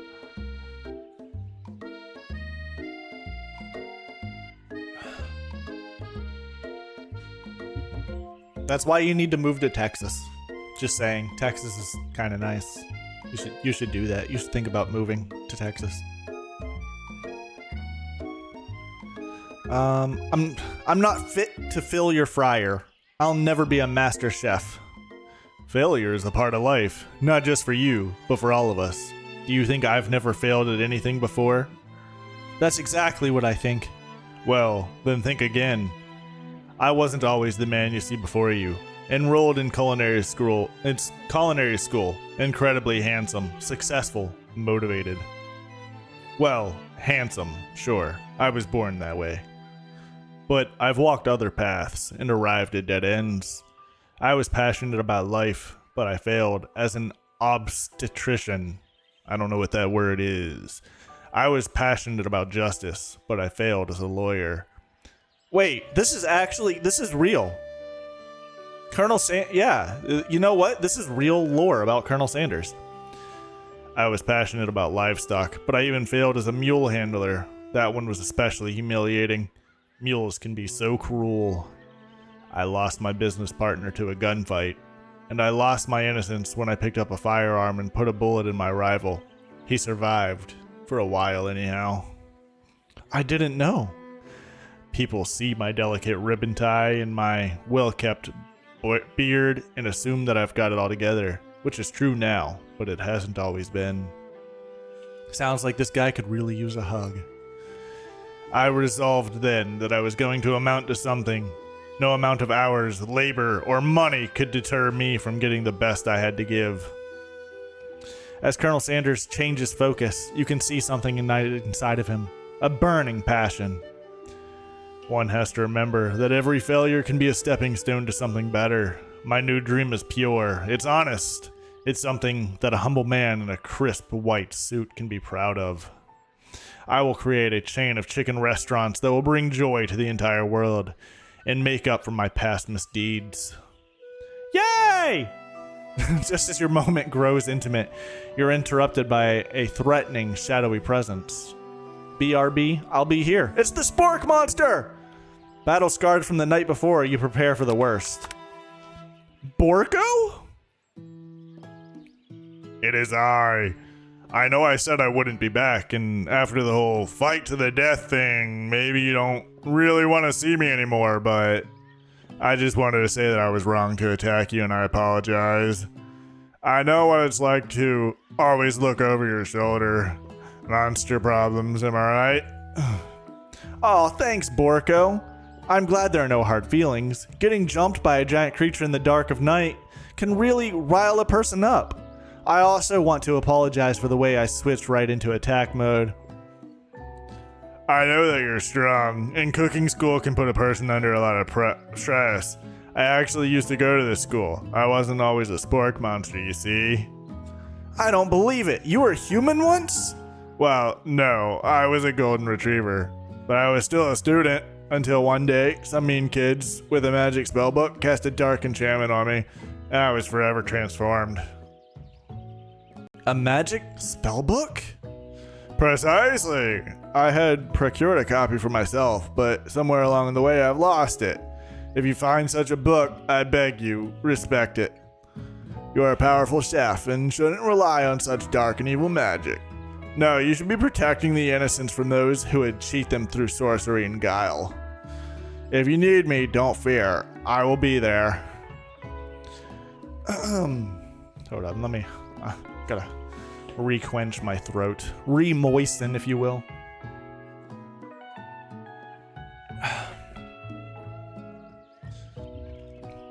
Sounds like there are some bad chefs in the kitchen of life, Brooksick. Together, I'm sure we can defeat them. Come back to my hideaway and we can discuss. I still had a little bit of the monster voice going on as I was talking as Colonel Sanders there. A personal invite? You can't imagine what Colonel Sanders' home must be like, but it sounds like you're about to find out. I just want to see the bedroom. Stepping inside Sanders' home, surrounded by his things, you'd start to feel a special bond with him. It looks like you live such an exciting life, Colonel Sanders. Every day can be an adventure if you approach it with the right attitude. Long ago, I made the decision to stop searching, never stop working, never stop imagining. Have you been working on any new recipes of your own lately? I'm always excited to talk about food with another ambitious chef. Well, there is something. It's just a side dish that I've been tinkering with, trying to find the right balance of flavors and textures. I'm not sure I've nailed it yet, but I'm close. Colonel Sanders' eyes perk up as he starts to wonder what dish you might be describing. It's meant to pair with something spicy or something crispy. Both, perhaps? Is this the biscuit? Now you've got him right where you want him. Should you reveal your new creation to him or keep it a secret just for you? Reveal it. Tell him about your biscuits. You decide that you're as ready as you'll ever be to share your original cooking with Colonel Sanders. Before you can talk yourself out of it, you decide to dive in head first. You reach into your lunch bag for a special dish that you've been keeping on ice all day. I present to you my original coleslaw. Oh, the coleslaw! Oh my god! The shredded cabbage dish glistens in the light of Colonel Sanders' luxe hideaway. Sheesh! Magnificent. Together you chow down on the creamy slaw until you get a spoonful remains in the bowl. Do you mind if I hold on to the last bite? Do you mind if I hold on to the last bite? I'd like to have it around so that I can admire its taste later and think back on this moment. You could offer to make him more, but he seems like a very sentimental kind of guy. Sure, why not? Please, make yourself comfortable. I'll be back in a moment. You realize that now would be the perfect time to do some snooping. Around the room are various items that you can look closer at. Each item seems to radiate memories and emotion. I want to see the chicken. Tap an item to discover more about the Colonel. Chicken! Look at that thing. God, that's majestic. You notice a very realistic stuffed chicken sitting in a corner table. When you pick it up, you realize it isn't just realistic, it is real. Taxidermy? Must have been important to Colonel Sanders when it was alive. A little note clipped to the chicken's foot reads, "The true state bird of the great state of Kentucky." Tap on an item. The safe? This must be where he keeps the secret recipe. You think for a moment. What number is important to Colonel Sanders? Then it dawns on you. As soon as you turn the dial to 111111, the safe opens. Inside it, you find a single note. Can chicken be prepared sashimi style? Tap on an item. Alright, the urn. You take a close look at a large urn sitting on a nearby pedestal. There's a plaque on it. It's dusty. But when you wipe it off, you can read the inscription. It says, "Here lies the ashes of all my past careers and business failures." Poor guy. The door opened. I want to look out the window.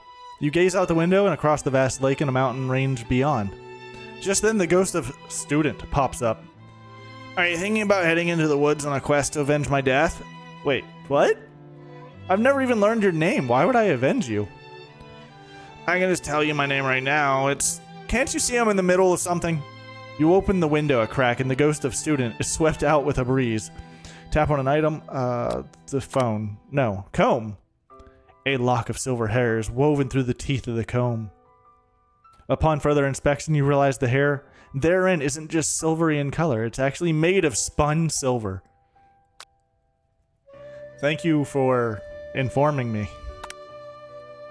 I don't know if I'd rather have you say be right back, come back and tell me, or if you'd be on your phone and tell me that you're actively doing it. That was quick though. That's kind of impressive, the amount of time that you were able to do that in.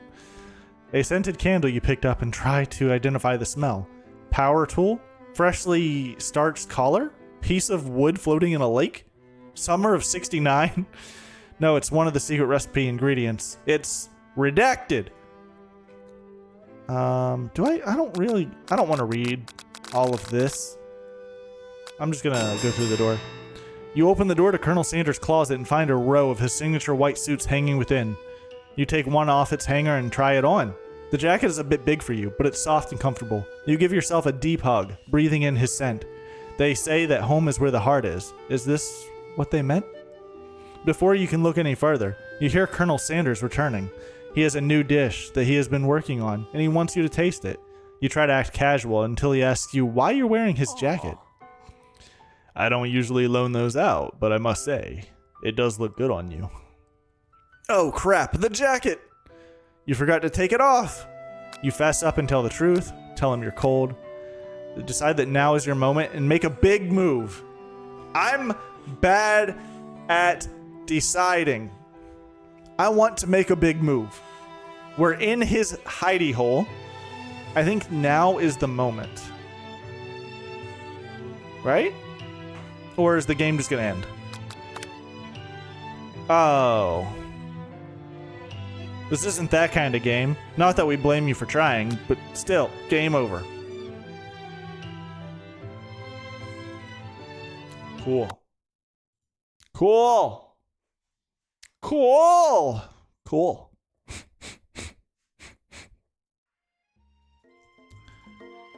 Okay, I'm just gonna click through everything. Holy cow. Wait, can I just... Okay, Spork Monster. What does this thing even do? Oh, I have to hold it. Never mind.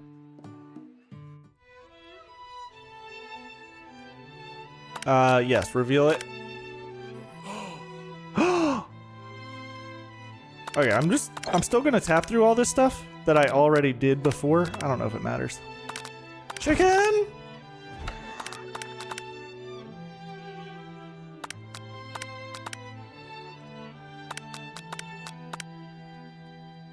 What about this? Adorable little baby boy crawls on the floor with the goatee, mustache combo, Colonel Sanders, drumstick, waving a rattle. Who frames a baby picture of themselves? Probably the same type of person who would make their own face the logo of the company they founded, am I right? Sheesh, call him out. Photo appears to be Sanders, except he's an old man visiting the Pyramid of Egypt. Maybe this is where he discovered one of his secret herbs. Yeah, see? Colonel Sanders has always been a sexy man. One of the framed photos shows an old man who looks a bit like Colonel Sanders standing with a friend. They hold fried chicken drumsticks and appear to be cheersing them. That's not what this picture is at all. You look closely and see there's a short inscription. I wonder who my friend Pete is. Tap on an item to discover more about it. Open it. Suits. Aww. Okay, fess up and tell the truth. That's the Sanders you know and love? Yeah. Well, he's still a sexy man. That's all I've been trying to say this whole time. You confess. Oh, there, he liked it. Good, good, good, good. I think I've developed feelings for you. I might be developing feelings for you too, but I'm concerned. I can't let anything get in the way of my dreams. Overwhelmed, you take off the jacket and run for the door. But the thought of leaving Colonel in the midst of such an emotional breakthrough gives you pause. You stop yourself. Colonel? Yes, Brooksick. I honestly think this may be the beginning of something wonderful. I think you're right, but we should take things slow. You talk late into the night and drift off into a slumber.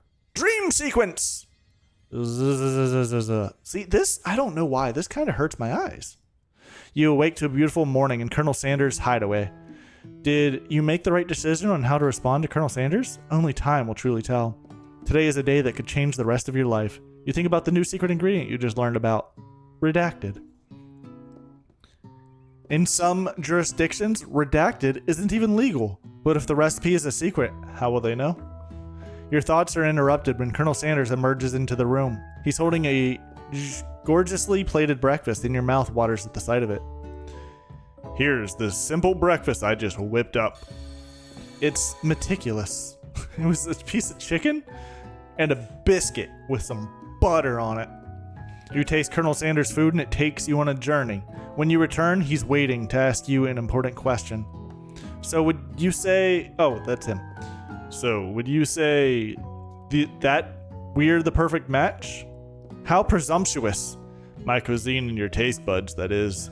Such confidence, such grace. Could he be the world's greatest gift to cookery? Flatter him. You know, I think we might make a great team. A single tear begins to pool in the corner of his eyes as he gazes out the window. And with the right business partner, I know I can't fail. Business partner? Could he be talking about you? It's all happening so quickly. Overcome with emotion and confused by your feelings, you're on the verge of tears, unable to speak. The only answer you can find is to run out the door and get home. There's still one more day of school, after all. The University of Cooking School Academy for Learning waits for no one. You get home to find something very surprising. Your best friend is there waiting for you. Where have you been? Because I had one heck of a night. I've been desperate to talk to you about it, but I couldn't find you. I got worried that something had happened to you. It's okay, But now that it turns out you're fine, I can finally get you up to speed on the saga of Miriam. Sure, but you will not believe what happened to me after school yesterday. I went on a date. I think I can believe that. Since I'd been partnered up with Clank, he asked me to go out with him. Of course, I told him, you better keep your dials turned to polite and respectful. I'm not that kind of girl. But he was just interested in spending some one-on-one time together and getting to know me, so I said, yeah, sure, and I can take you out a little majestic metallic guy. Long story short, he took me skydiving with his friends, but they're quickly spiraling out of control. Did she just say skydiving, as if that's a typical first date to go on with a talking pressure cooker? And now I'm not really sure where we stand. You don't give Miriam time to tell her whole story, however. Bottling up the details of your own night is just too much to bear. And I went on a date too, back to Colonel Sanders' house, where I spent the night with him. Ooh, you what? Nothing happened, but the emotional connection was wowzers. Miriam tells you to move on with this whole Colonel Sanders obsession and focus on school. Damn, if being obsessed with Colonel Sanders is wrong, you don't want to be right. After a short argument, you both agree to go your separate ways. When you arrive at school, you encounter your rivals in the quad. You can tell from a distance they're picking on Pop, though he himself might not quite grasp that fact. Because, you know, he's Pop. What's a swirly? It sounds delicious. Oh, it's great. I'll order you one right away. I'll have my swirly with sprinkles, please. Sprinkles is a dog and a treat. You could get your swirly dipped too. Why don't you pick on someone your own size? Because I'm literally the biggest person at this school. There is that horse that Colonel Sanders rides to school, but who would dare to pick on such a gentle and beautiful creature?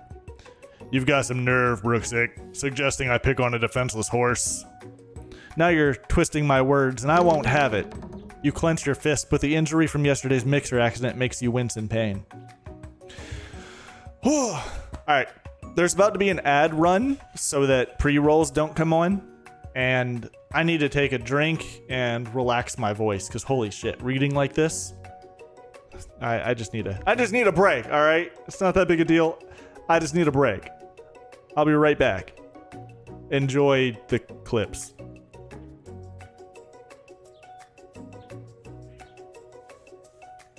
Whenever things are going wrong at work and your boss is scolding you for something, just say, but did anyone die though? And immediately they'll be like, ah shit, you right fam, and then they'll dap you up. So, no one died, so it was a success, if you ask me. That's how I think about it. It's a, you know what I'm saying?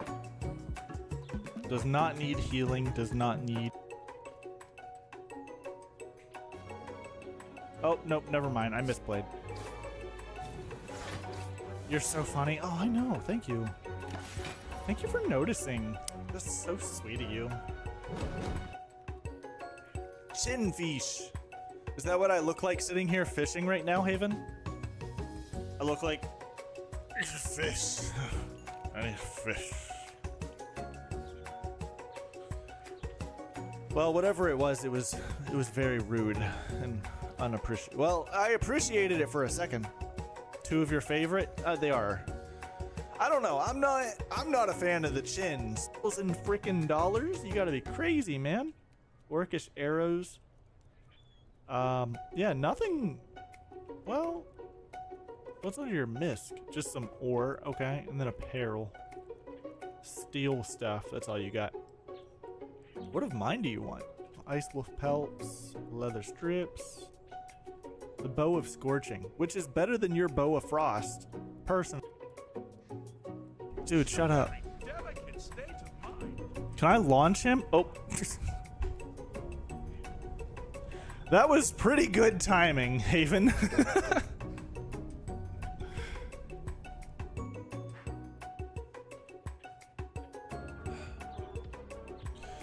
Whoopsies. That one?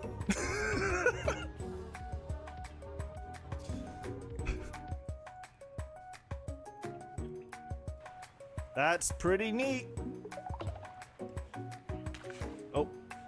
Threw it a little too far out.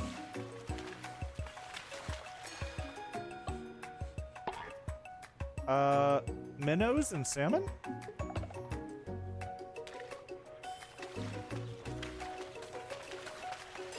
Catching fish. Why do I always end up catching fish in every game that I play? Throw this one as far as I can. Come on. Come get it, little fella.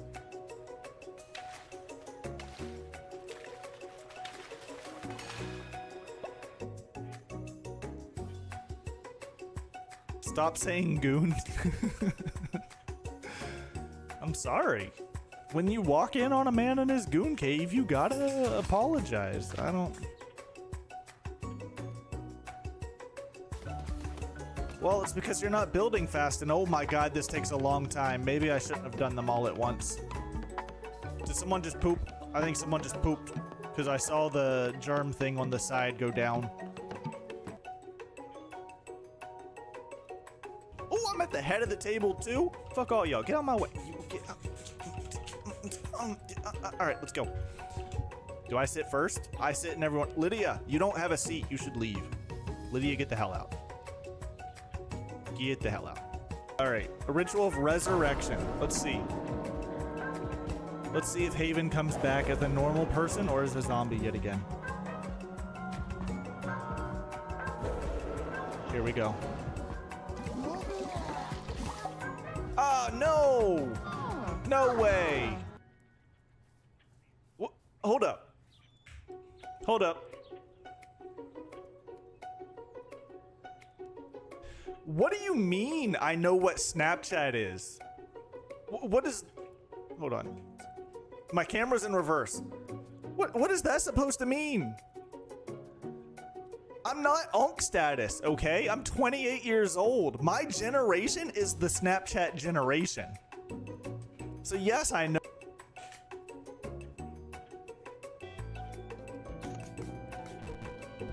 Okay, he busted. If I exploit this... Ha! I'm an idiot. Why'd I do that? Do it again. Oh my god!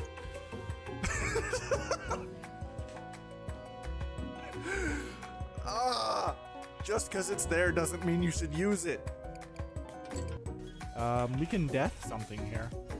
And strengthen the king. So...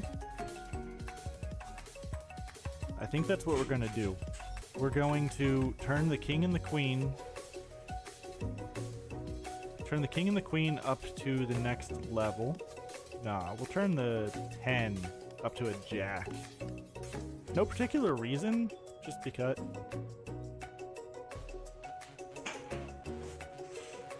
I'll be right back. I have to go to the bathroom.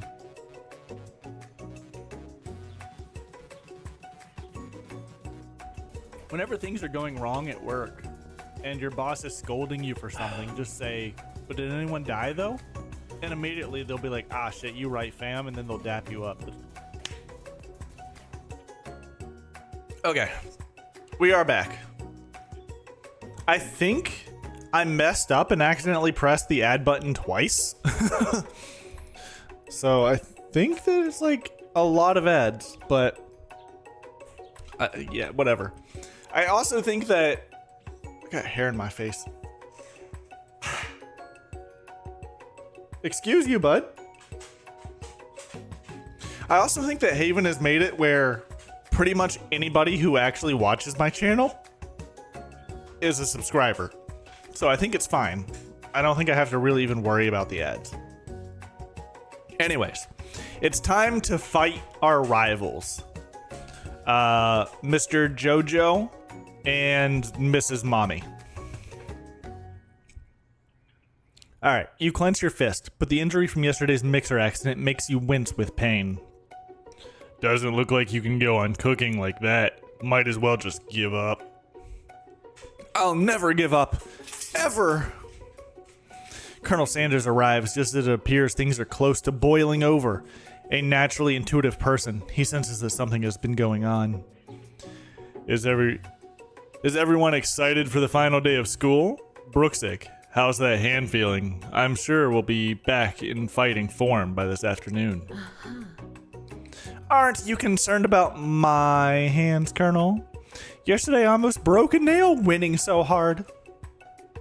Technically, I don't believe a winner was decided, but your presentation was quite impressive. What is he doing complimenting her? But what about the flavor of my delicate, warm, gooey chocolate sauce? It was clear that you're passionate about how your food is received.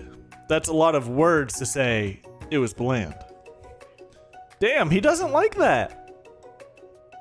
Excuse me, Brooksick. I am more than capable enough to speak for myself. Maybe you could tell me more about your thoughts as we walk into class, Colonel. I'm always interested in discussing the fine art of fine foods. With a fine ass like you. See you inside, Brooksick. Annoyed by Colonel Sanders' inability to see Ashley for who you know she really is, you walk across the quad to get some distance. In an attempt to distract yourself from how slighted you feel by the interaction with Ashley, you take out the spell book you recovered yesterday and start flipping through the pages. Whoa, what's that book? It looks like bad news. It's just something I found lying around. It would appear to be some sort of grimoire, but I don't really believe in that magic stuff. A grimoire? Like a book of spells? I don't know. Who would spend so much time decorating a magic book if it wasn't really powerful? I can think of one surefire way to find out. You open to a page covered with arcane warnings. Cast only in case of extreme emergency, it says around the edges of the page. I could use this spell here that says it will erase anyone I choose from all of my memories. If I scrub out Colonel Sanders, it would probably help me focus better on the upcoming final exam. Make her sound kind of like Morty?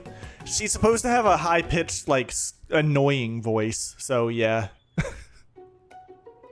That's the way that I was thinking about her. That is way dramatic. Couldn't you do something else, like anything else not rooted in dark magic? Maybe tie a string around your finger? Because, like, whenever she was first introduced, it was like she was in a rush and she was like speeding through her words. So I made her like high pitched and really high energetic. That was my thought process between voicing her. Okay, fine. It is dramatic, but desperate times call for desperate measures. You've got a memory erasing spell sitting right in front of you and a pretty good excuse to try it out. All right, Hayden, have a good night. Thanks for hanging out, dude. Appreciate you. Cast the forbidden spell. Oh, man. We could forget Colonel Sanders right now and go on about our life and not even have to worry about it. Or we could remember Colonel Sanders and try to win his love one final time. I feel like if I cast the forbidden spell, it's just going to end the game again. So I'm going to not do it. You take your friend's advice and put the book away. It's almost time for class. The choice is yours. It's almost time for class. Sprinkles is already in the room waiting for the students to arrive. He clears his voice to make a quick announcement. I want you all to know, I feel something of a dog movement coming on, but I assure you it's nothing to be afraid of. His cute little nose scrunches up and he begins to breathe quickly. He must be hungry. Reach for some old homework to give him as a snack. Dogs can be rather unpredictable, especially Sprinkles. Wait to see what happens. I'm gonna see what happens. Sprinkles stops in his track, focuses in on the window. The room is deadly silent. When you follow his gaze, you see a tiny orange squirrel perched on the cherry tree outside. Sprinkles turns feral and runs to the window of the classroom. He begins barking uncontrollably at the squirrel outside. Terrence! I told you to never come back here, Terrence! I will destroy you, Terrence! Sprinkles is barking ferociously, drool flying off his face. The squirrel looks over, but he doesn't say anything back. You wonder, is that even a talking squirrel? Who named him Terrence? You'd better not show your chubby cheeks around here ever again! After Sprinkles is satisfied that his presence has been felt by not only Terrence, but any other squirrel in hearing distance, he returns to his professional tone. I apologize for the outburst. This actually brings up an important point. Thank you, Brooksick, for reminding me. The dole out this for reminding me to dole out this indispensable bit of wisdom. Dole? Is that D-O-L-E? Is that used right? Whatever. You see, but before you can get any information, Miriam's love drama spills over into the class. Sprinkles is interrupted by whirs and sparks coming from the back of the room. I told you to save it for after class. Buzzed, buzzed. You think I wanted to be thrown from a plane strapped to a stranger? Miriam and Clank appear to be arguing, but you still haven't learned to speak Clank's language of mechanical noises. Whirr. But no, you had to show off your cool friends Jeff and Joan and JJ forever. Watch us for a triangle in midair as we descend. Triangles are the strongest shape, don't you know? Buzz, buzz. Yeah, well, that doesn't make it a great date. Beep. Then take Jeff and Joan with you. We can hold hands as you pedal down the mountain or off a cliff for all I care. Sad beep.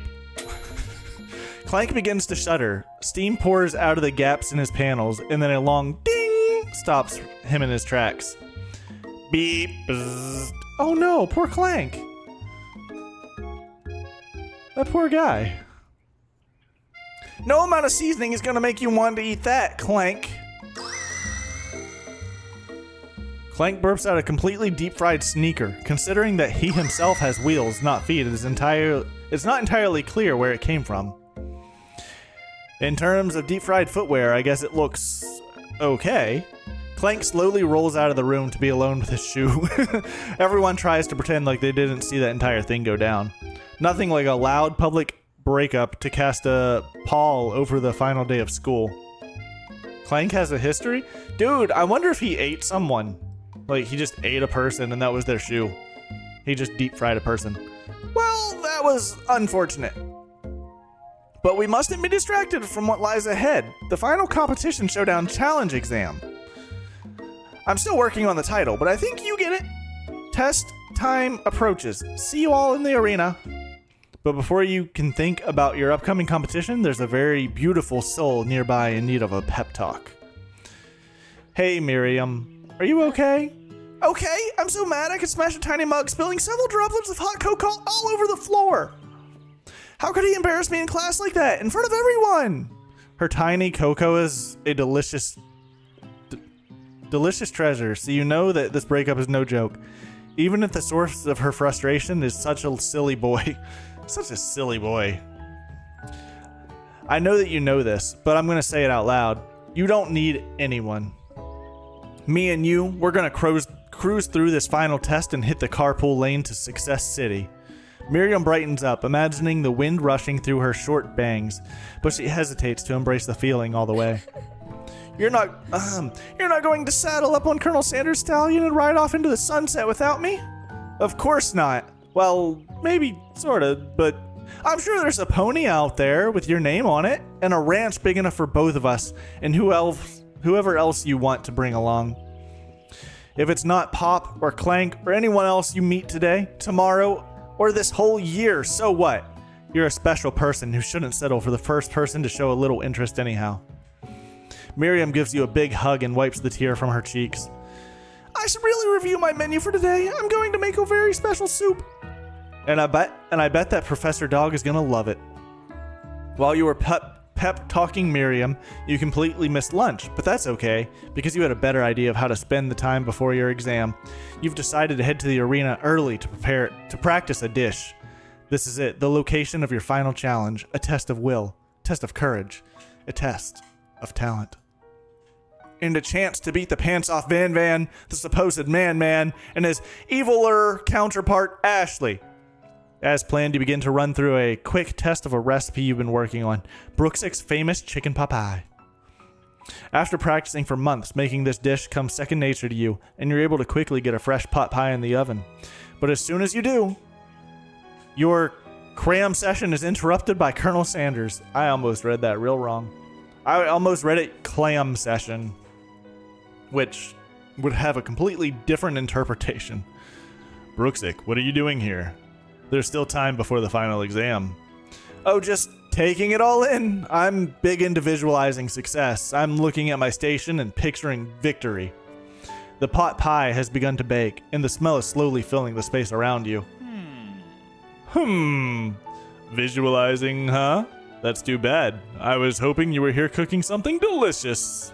You'd usually happily share your food with anyone who is hungry, but the last time you let Colonel Sanders get in your head, it cost you a cook-off.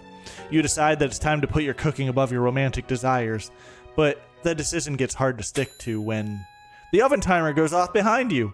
Ignore it. There's no sound at all. Fess up about your practice dish. Okay, you got me. The clam sesh, that's what they call it. Back in like the 80s. I just made that up. I don't know. I'm doing a little bit more than visualizing. I know. My nose can smell a pot pie from 400 yards. That's an oddly specific distance, but you'd expect nothing less from such an oddly specific man. You knew it was a pot pie from that smell? Not just a pot pie, but a chicken pot pie with an all butter crust. And my nose is telling me something else. Oh no, is it burning? Haha, no. I can smell that it was made with a heaping helping of TLC. But it's probably start burning in a second if you don't pull it out. The moment of truth! Wow! Made it to campus? That was a long drive. Oh gosh. Did your mother came and picked you up and drove you to campus? It's the best pot pie I've ever tasted. I've always loved country cooking and I could eat this all day. There's no time left. The final showdown is about to begin. Sprinkles lays down the ground rules. There are no rules. That is, except to cook with everything you've got. You stepped up for the cook-off of a lifetime. You decide that mac and cheese plus the pot pie you've been practicing are just the dishes that'll push you over the edge to victory. Meanwhile, both Van and Ashley are prepping wildly elaborate dishes per their usual over-the-top selves. Called her while driving. I mean, that's good. That's better than having her pick you up and drive you to campus. But at least you have Jimmy John's. Miriam has her giant magnifying glass and several sets of tweezers. She's definitely prepped to go big, going small. Colonel Sanders seems to be harnessing his 11 herbs and spices, but he's trying to find a way to improve on something perfect, his original recipe fried chicken. The intensity in the room starts at full 10 out of 10. I think it's supposed to be at a full 10 out of 10. With a frenzy of action. Everyone is calling out really cool special cooking moves as they prepare their food. Wow, this is getting serious. Can you imagine people doing that while they're cooking? They're starting cutting up vegetables and they're like, super fast chopping technique. And then they like scoop it up and throw it in the dish and just flying vegetables. I don't know. Just fucking Dragon Ball Z anime. There actually is a cooking anime. It's apparently pretty good. And in the anime, after people eat the food is supposed to be like so good that people's clothes just pop off. And that's the anime. Also, Jackson is really demanding some attention right now. The parking lot is slick.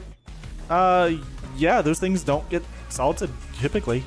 Colleges suck at keeping their parking lots good. The college that I went to for 2 years before dropping out, they would half their parking spots would be taken up by snow because they would only plow the front half of the parking spot, and then there would just be no place to park, and then you'd have to walk through the fucking snow that they didn't move. Colonel Sanders batters his chicken as it levitates through the air. Egg whoosh! Miriam furiously injects ingredients into an itty-bitty pot of broth. Best friend Baster Blaster! Hey, yo, hold up. She's basting her blast. She's blasting her bastard. She's best blasting her shirt. She's blaster. All right. Van flexes his pectorals as he chops open a sea urchin. Let's rock and roid. Oh, okay. Well, he's just giving out his secrets. Ashley scoops her.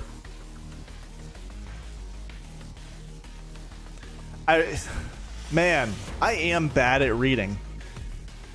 Maybe it's just I'm a pervert. I don't know. I read that. I almost read out loud. Ashley scrapes her panties off the tray with lightning speed. So, Ashley scoops her pastries off the tray with lightning speed. Shallow personality spatula. Even Clank gets in on it. 5-dial pressure point chicken cooking technique. Mommy. Wait, when did Clank learn to speak English? It's the singularity, as was foretold. We mustn't let it happen, or the appliance uprising will take us all. Self-destruct. Van quickly unplugs Clank and rolls him out the back door of the arena. As you frantically prepare your dish, you notice Ashley has her spellbook out. Is she going to use some dark magic to turn the tide? You've got a book of your own, and you're desperate not to see her win another battle. Should you take this opportunity to fight magic with magic, even if it's almost certainly evil magic? You have to do it the hard way. That's what we learned earlier whenever we crushed our hand in a mixer. If you don't do it the hard way, bad things happen. Who needs magic when you've got passion? This is an anime. I'm going to do it the hard way. Colonel Sanders sees that you've chosen to win on your own terms, and he gives you a subtle wink from across the room. I believe in you, Brooksick. Miriam notices too. And you've always believed in you, Brooksick, since you were little kids, because I'm your best friend forever. You turn to notice that Miriam is at your station cheering for you. Miriam, what about your dish? If you're here cheering, who's cooking? Tiny food, short cook time. I'm actually already done, so I thought I'd help you. Oh, that's sweet, but Miriam tosses a handful of spices directly into your boiling noodles. It's the secret ingredient. However, she doesn't know that you lied and the ingredient was made up. And where in the world did she get an eye of newt from? The boiling pot explodes, sending Miriam flying backwards. The watery noodles begin to swirl in the air, bubbling up into a dark cloud that thickens and congeals before your very eyes. What a bitch! Spork Monster! It is I, Steve, the Spork Monster. Steve! Wait, what happened to Borko? You're not here to battle me, are you? We Spork Monsters are many. I think Borko had the day off. But you have conjured Steve, and I hate to battle, so I'd say you're doing pretty alright. Oh, hey, you're in the middle of a cooking competition? I love this stuff. It's better than TV. You crazy kids and your culinary skills really impressed me. Mind if I hang out? I'm sorry, Steve, but I'm kind of in the middle of something. Do you mind? Steve, the Spork Monster, notices that you've got the grimoire stashed beneath your cooking station. I see what you're up to. Crisscrossed some magic items and accidentally summoned me, huh? Yeah, you guessed it. Sorta. If you're here, would you mind tossing some fresh noodles in a pot of salted water? I'd love to. I've always wanted to be a top chef, actually. You know, when I was a little spork pup back in the old country, you can feel Spork Monster winding up to tell a very long and involved story. You don't know exactly where they come from, but it seems like it was probably lonely there. Actually, you know what? Maybe you should watch from the stands. I really need to focus on this competition.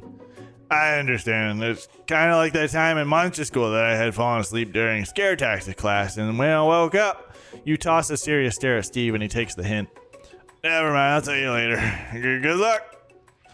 Having suffered this huge setback, you don't know how you could ever win. Give up and drop out of culinary school. Summon extra power from deep within yourself. I can do this. I have what it takes. I came here to win. Your hair turns mac and cheese orange as culinary energy flows through your body. Hell yeah. We've gone super chef. My heart is pure. My hands are steady. My taste buds have been preparing their entire lives for...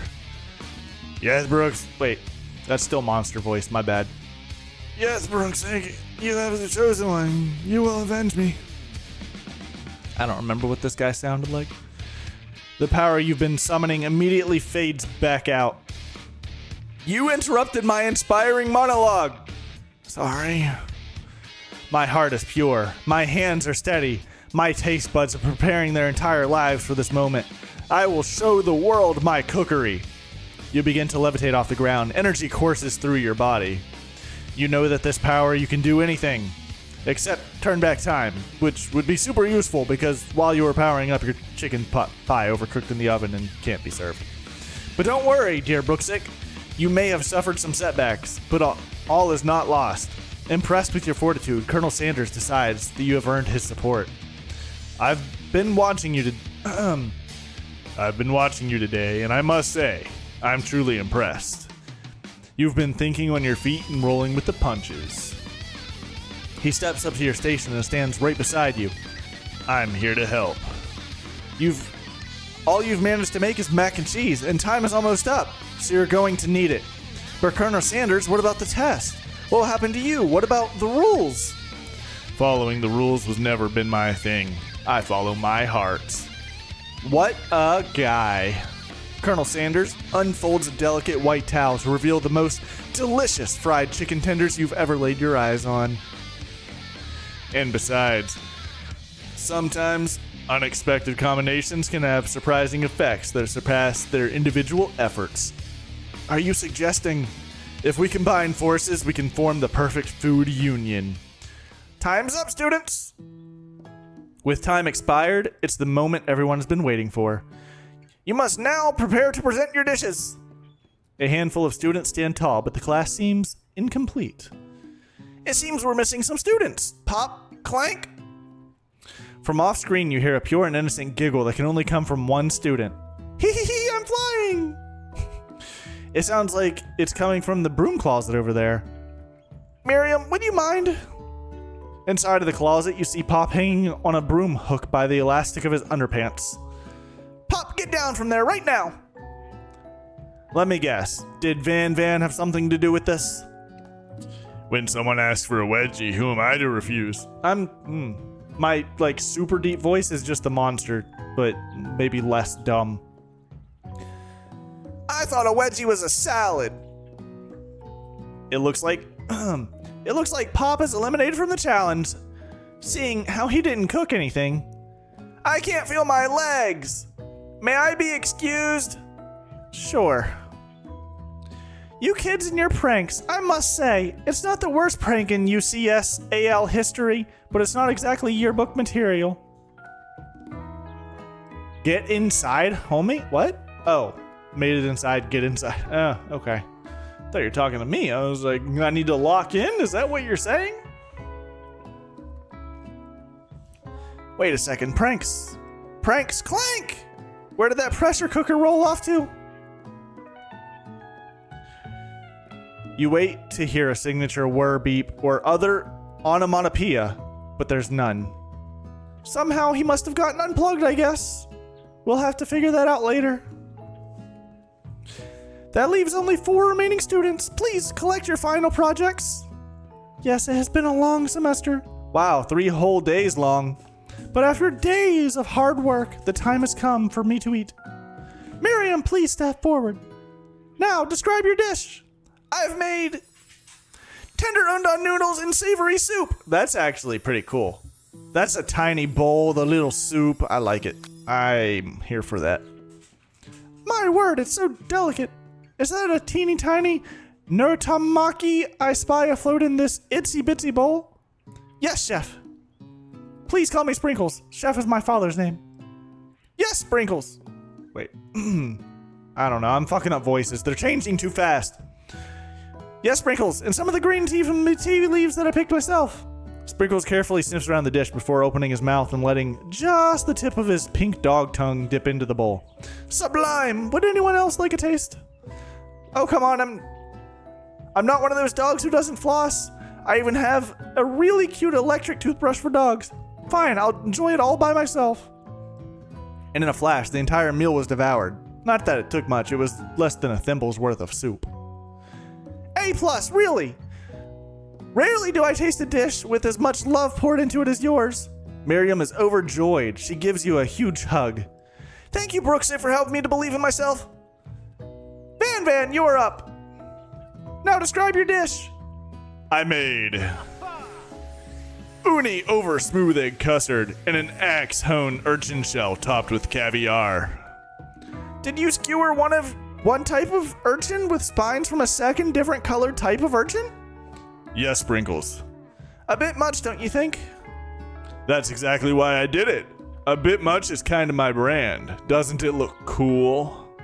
Sprinkles leans in to sniff the uni, but he can't get his nose close on account of all the spikes. He begins to paw at it erratically, causing the custard to slosh around. Woof, woof!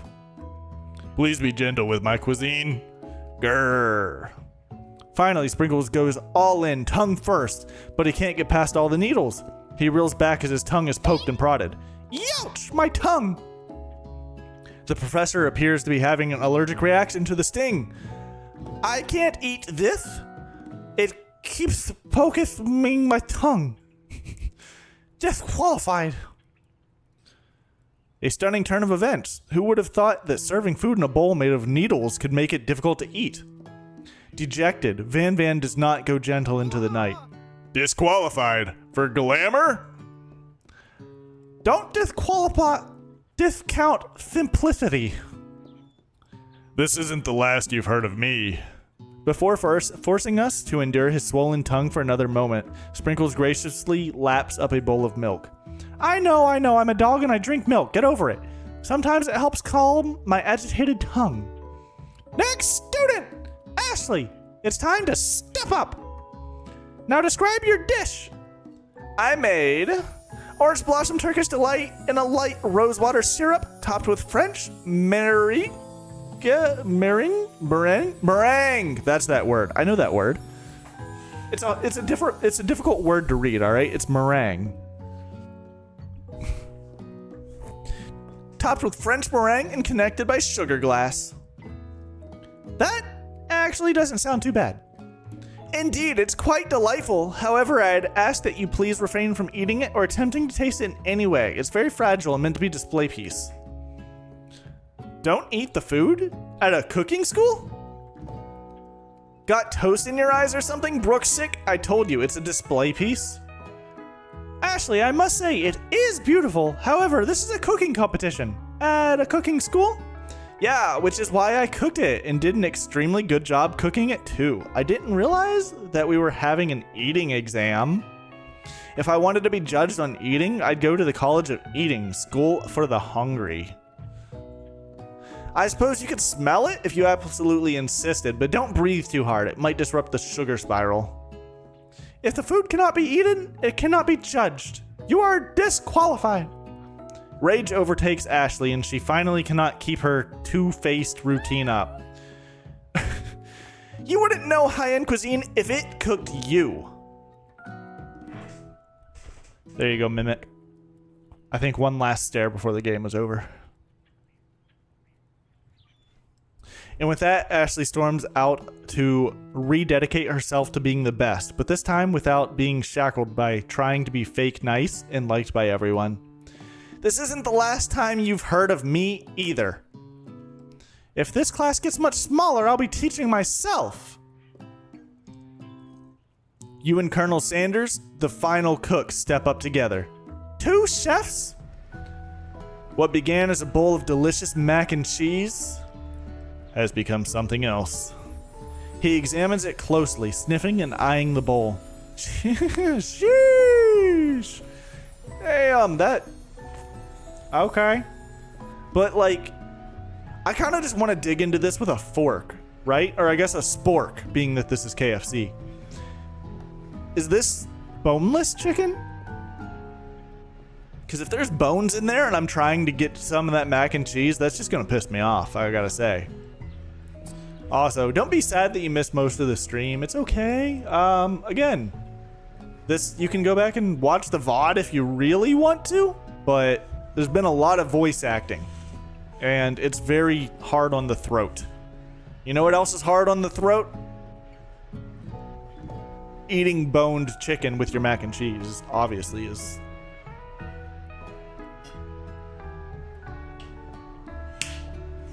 I know you like hanging out, but you're busy.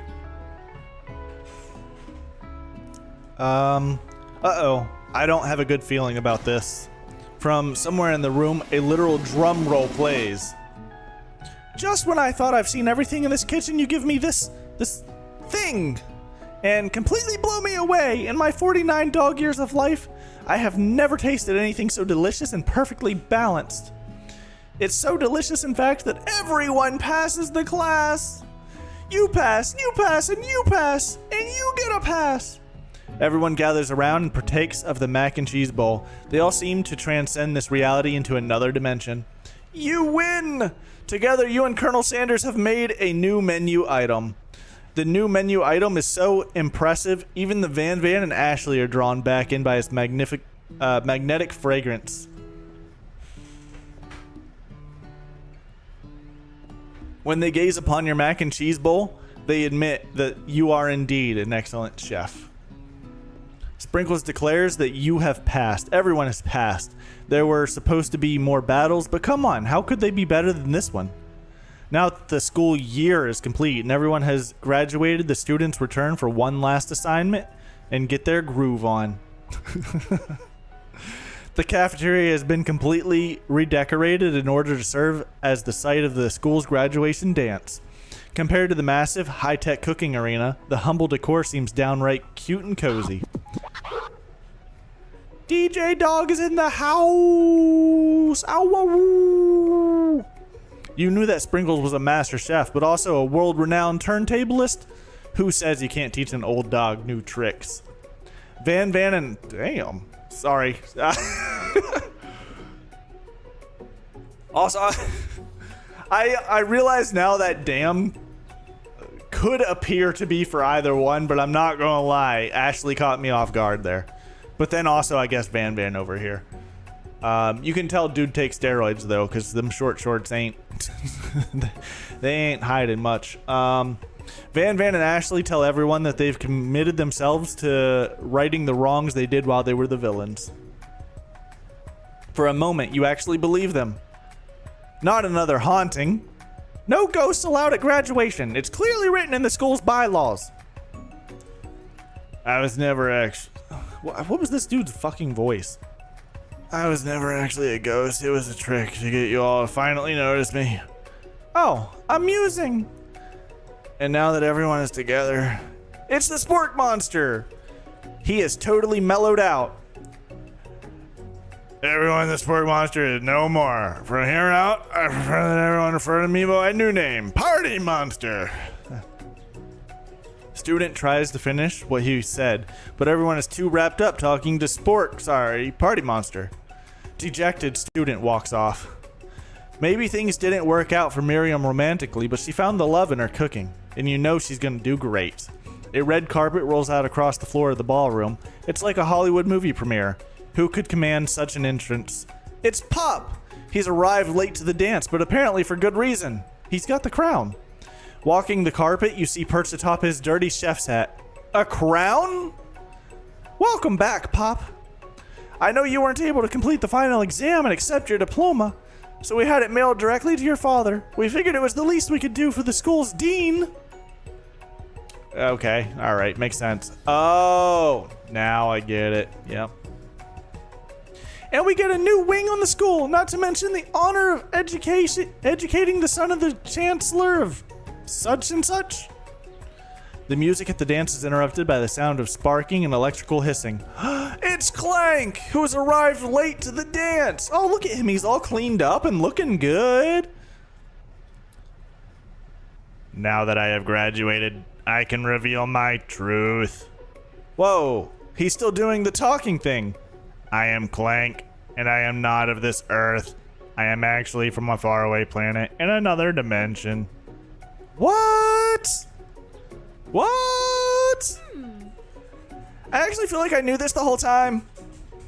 Now that I have learned the ways of your kind, I must return. Miriam, will you come with me? I don't know what to say. Besides, no, obviously. Okay, her voice is wrong again. I've just begun to learn who I really am. This is the only time for me to devote my life to figure out who you are, Clank. You're blown away by Miriam's maturity. It's pretty clear she has managed to surpass you in that regard. I understand. Kind of. Humans are weird. A portal opens up and Clank disappears through it. Finally, Colonel Sanders arrives. Howdy, classmates. Just like the first day you met him, he has come prepared to feed the entire class. However, it's not enough to just give them a bucket of chicken. This time, it's a full meal. I didn't get to be the most famous chicken man in the history of chicken and man by not reminding people to go out and buy my chicken. The end? No, it's not the end. As everyone feasts on their delicious chicken dinner, Colonel Sanders finds you sitting at the edge of the dance floor. Colonel Sanders? Yes, Brooksick. I couldn't help but wonder, was our final exam team up purely an act of strategy carried out by two cunning chefs, or was it something more? I'm afraid I can't answer that question directly. Instead, I'd like to ask you a question of my own. May I have this do-si-do? Colonel Sanders extends his hand to you and you feel a surge of energy jump off the tips of his fingers. His hand, the hand of a master chef, so dedicated to the craft of fine cookery, so tender yet refined, so milky smooth, fingers like finely battered drumsticks turned in flour, soaked in buttermilk and dusted with exotic spices. But they do not reach for tongs, a knife, or even a spork. Tonight they reach for you. And though our feet may tire of dancing, I believe that this is just the beginning of our steps together. Colonel Sanders, will you not only join me on the dance floor, but in the kitchen, as my co-chef and partner in both business and in life? You gasp. Could it be? Is he really saying me and you together? Ever since I met you, my dream has changed. It's not enough to simply open the world's greatest chain of fried chicken restaurants. No, even then, my life would be incomplete without you by my side. So what do you say, partner? I say, I love you, Colonel Sanders! The end! Woo! Yeah! The real end! We got the true ending!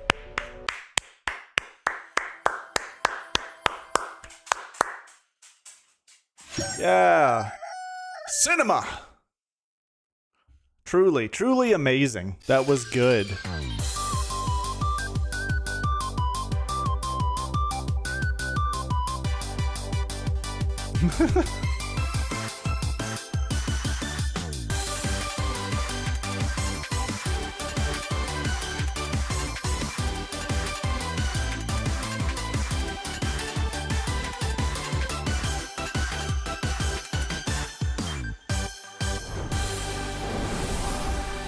Amazing. A finger-licking good dating simulator. That was good. I'm here for it. That was impressive. Jacko, buddy, I'm sorry I got excited and now you're excited, but don't try to climb into my lap. Dude! No. Go lay down. Go lay down. Good boy. I have a new camera angle, but it doesn't look good yet. I need to mess with it just a little bit more. The baby. Yes, the baby indeed. Here, I'll show you this new, So this is the new camera angle. I'm still working on it, obviously, but it doesn't look that bad just yet. I need to add some stuff to it. I would like to move it just a little bit more, maybe like that way, so that way you can see more of Jackson whenever he's in his chair. Just now you can see his face. Hold on.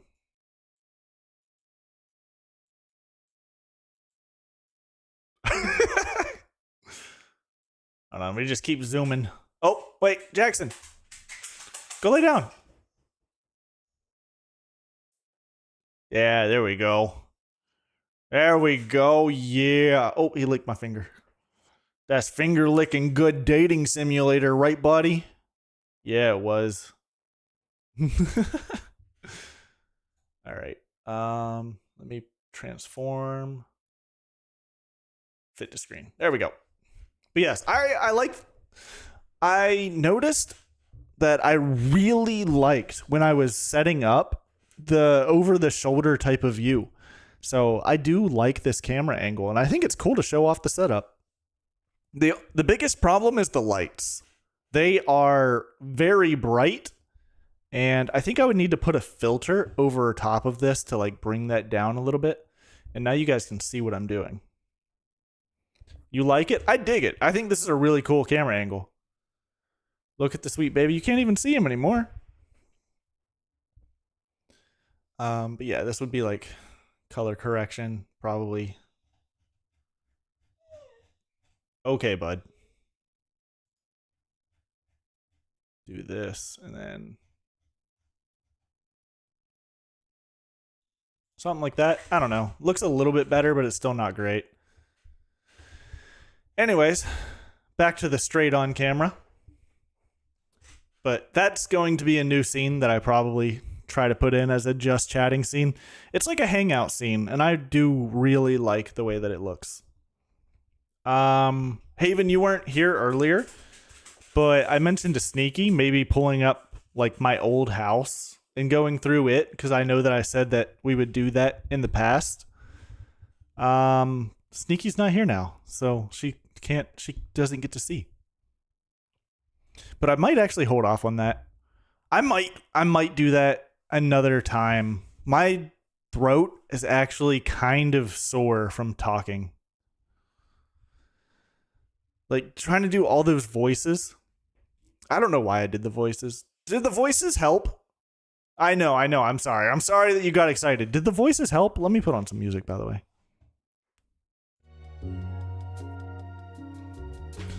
I'm hoping that the voices added to the immersion.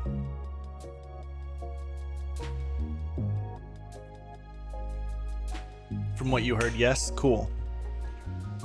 I hate that like everybody's voice changed like 6+ times over the course of the stream, but I just couldn't remember how people sounded.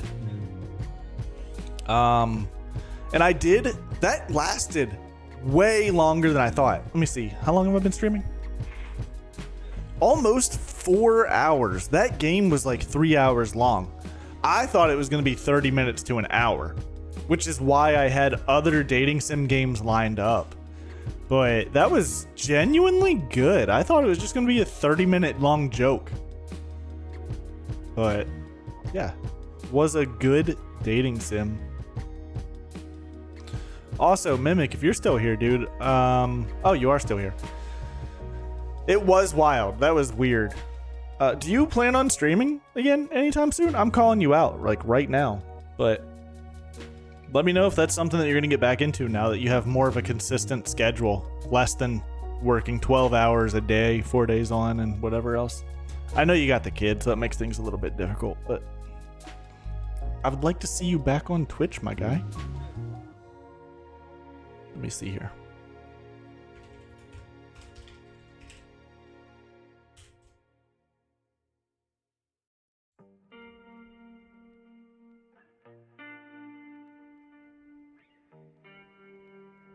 Don't really have the want to, but I can't. What makes you not want to do it anymore? If I might ask. I'm looking at the pictures of my old house right now. Do I want to just scroll through these? Play stupid ass games? Bro, did you not just watch me play Colonel Sanders Dating Simulator for 3+ hours? Okay, trying to be entertaining. That can kind of suck, but I don't know. You don't really have to be like all that entertaining. All right, here's my old house. I'm gonna do it. I'm gonna just show you guys my old house. Actually, I don't think anything can happen. 20 hours into Weed Shop 3? I've not heard of it, but it can't be that bad. I put, I don't know, probably 10 to 15 hours into TCG Card Shop Simulator, and that was on stream.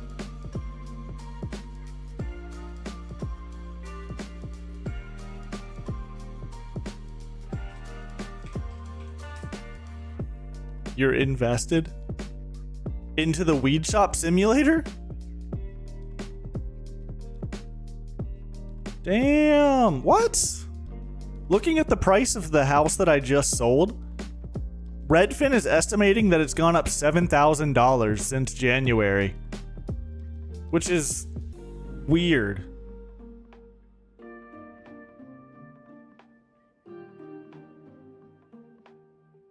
I don't know. I don't think anyone can grab my information from the old house, right? Like if I just show that.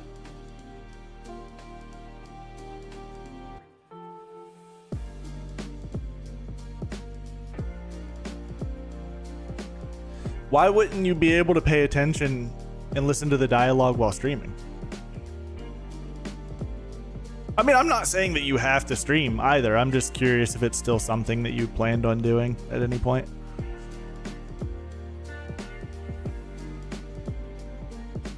I don't think anybody would be able to freaking look me up if I showed my old house.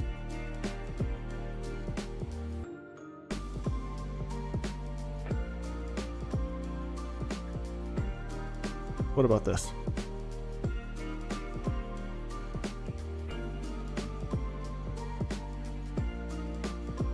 What are you losing, Haven? Oh. Damn. What happens if I click on this?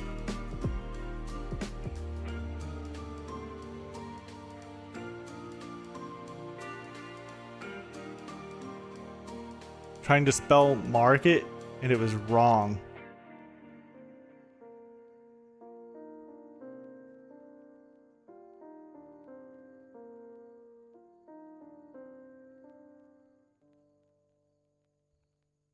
Weird. Okay, hold up.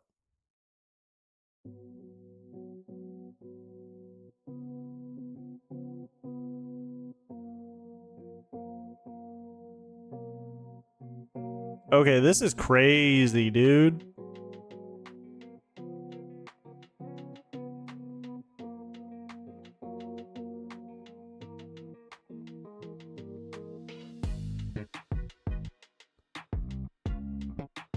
All right. Yeah, I'm not gonna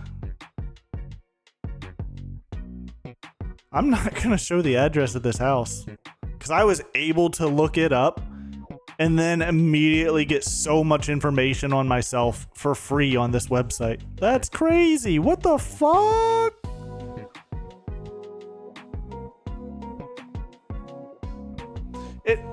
Even on this website, so without typing in any of my own personal information, just typing in the address for the house that I lived in, and then going to this and looking at people who have lived at this address, looking at the most recent person that lived there, then clicking on my name because it showed me as living there. It also pulled up my phone number. Well, not my current phone number. This is actually an outdated phone number, which is good. But it pulled up my phone number and like family members, as well as family members of my ex. And then it's also showing like the names of my neighbors. That's crazy.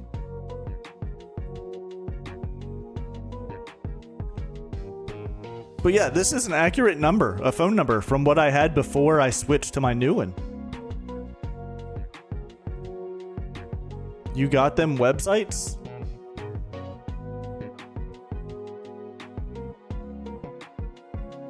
This is crazy. Hold up. Can I look up? I'm going to look up Ludwig here. I'm going to put his name into this website and see what happens.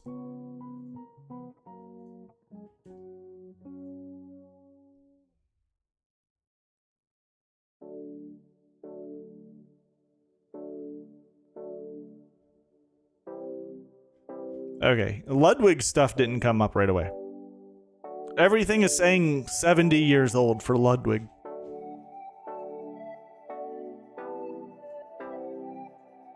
I don't know. I don't like that. I could show the pictures of the house, but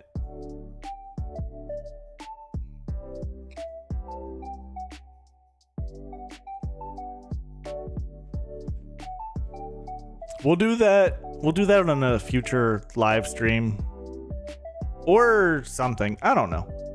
Maybe not even a live stream. Maybe we'll do it in the Discord. I know that I keep saying I'll do things in the Discord and never end up doing anything in the fucking Discord, but I'll actually do it in the Discord at some point. Tomorrow we plan to fight the Ender Dragon on the VIP server in the Discord.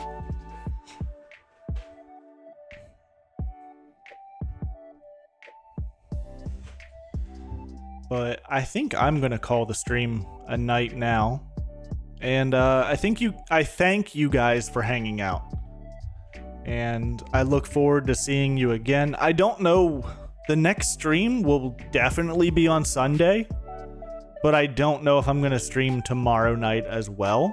There's really nothing stopping me from doing it. I just don't know what I would stream.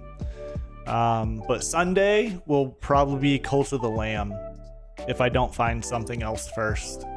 We're so close to beating it, so that's what I want to do, is take down that game. But thank you guys for hanging out. Hopefully you enjoyed the Colonel Sanders dating simulator. I enjoyed playing it. It was actually a ton of fun. And shoot, let me check Twitch. Let me see if any of my people are currently streaming. Oh, you know what? So I don't know this guy that well. Let me check him out just real quick.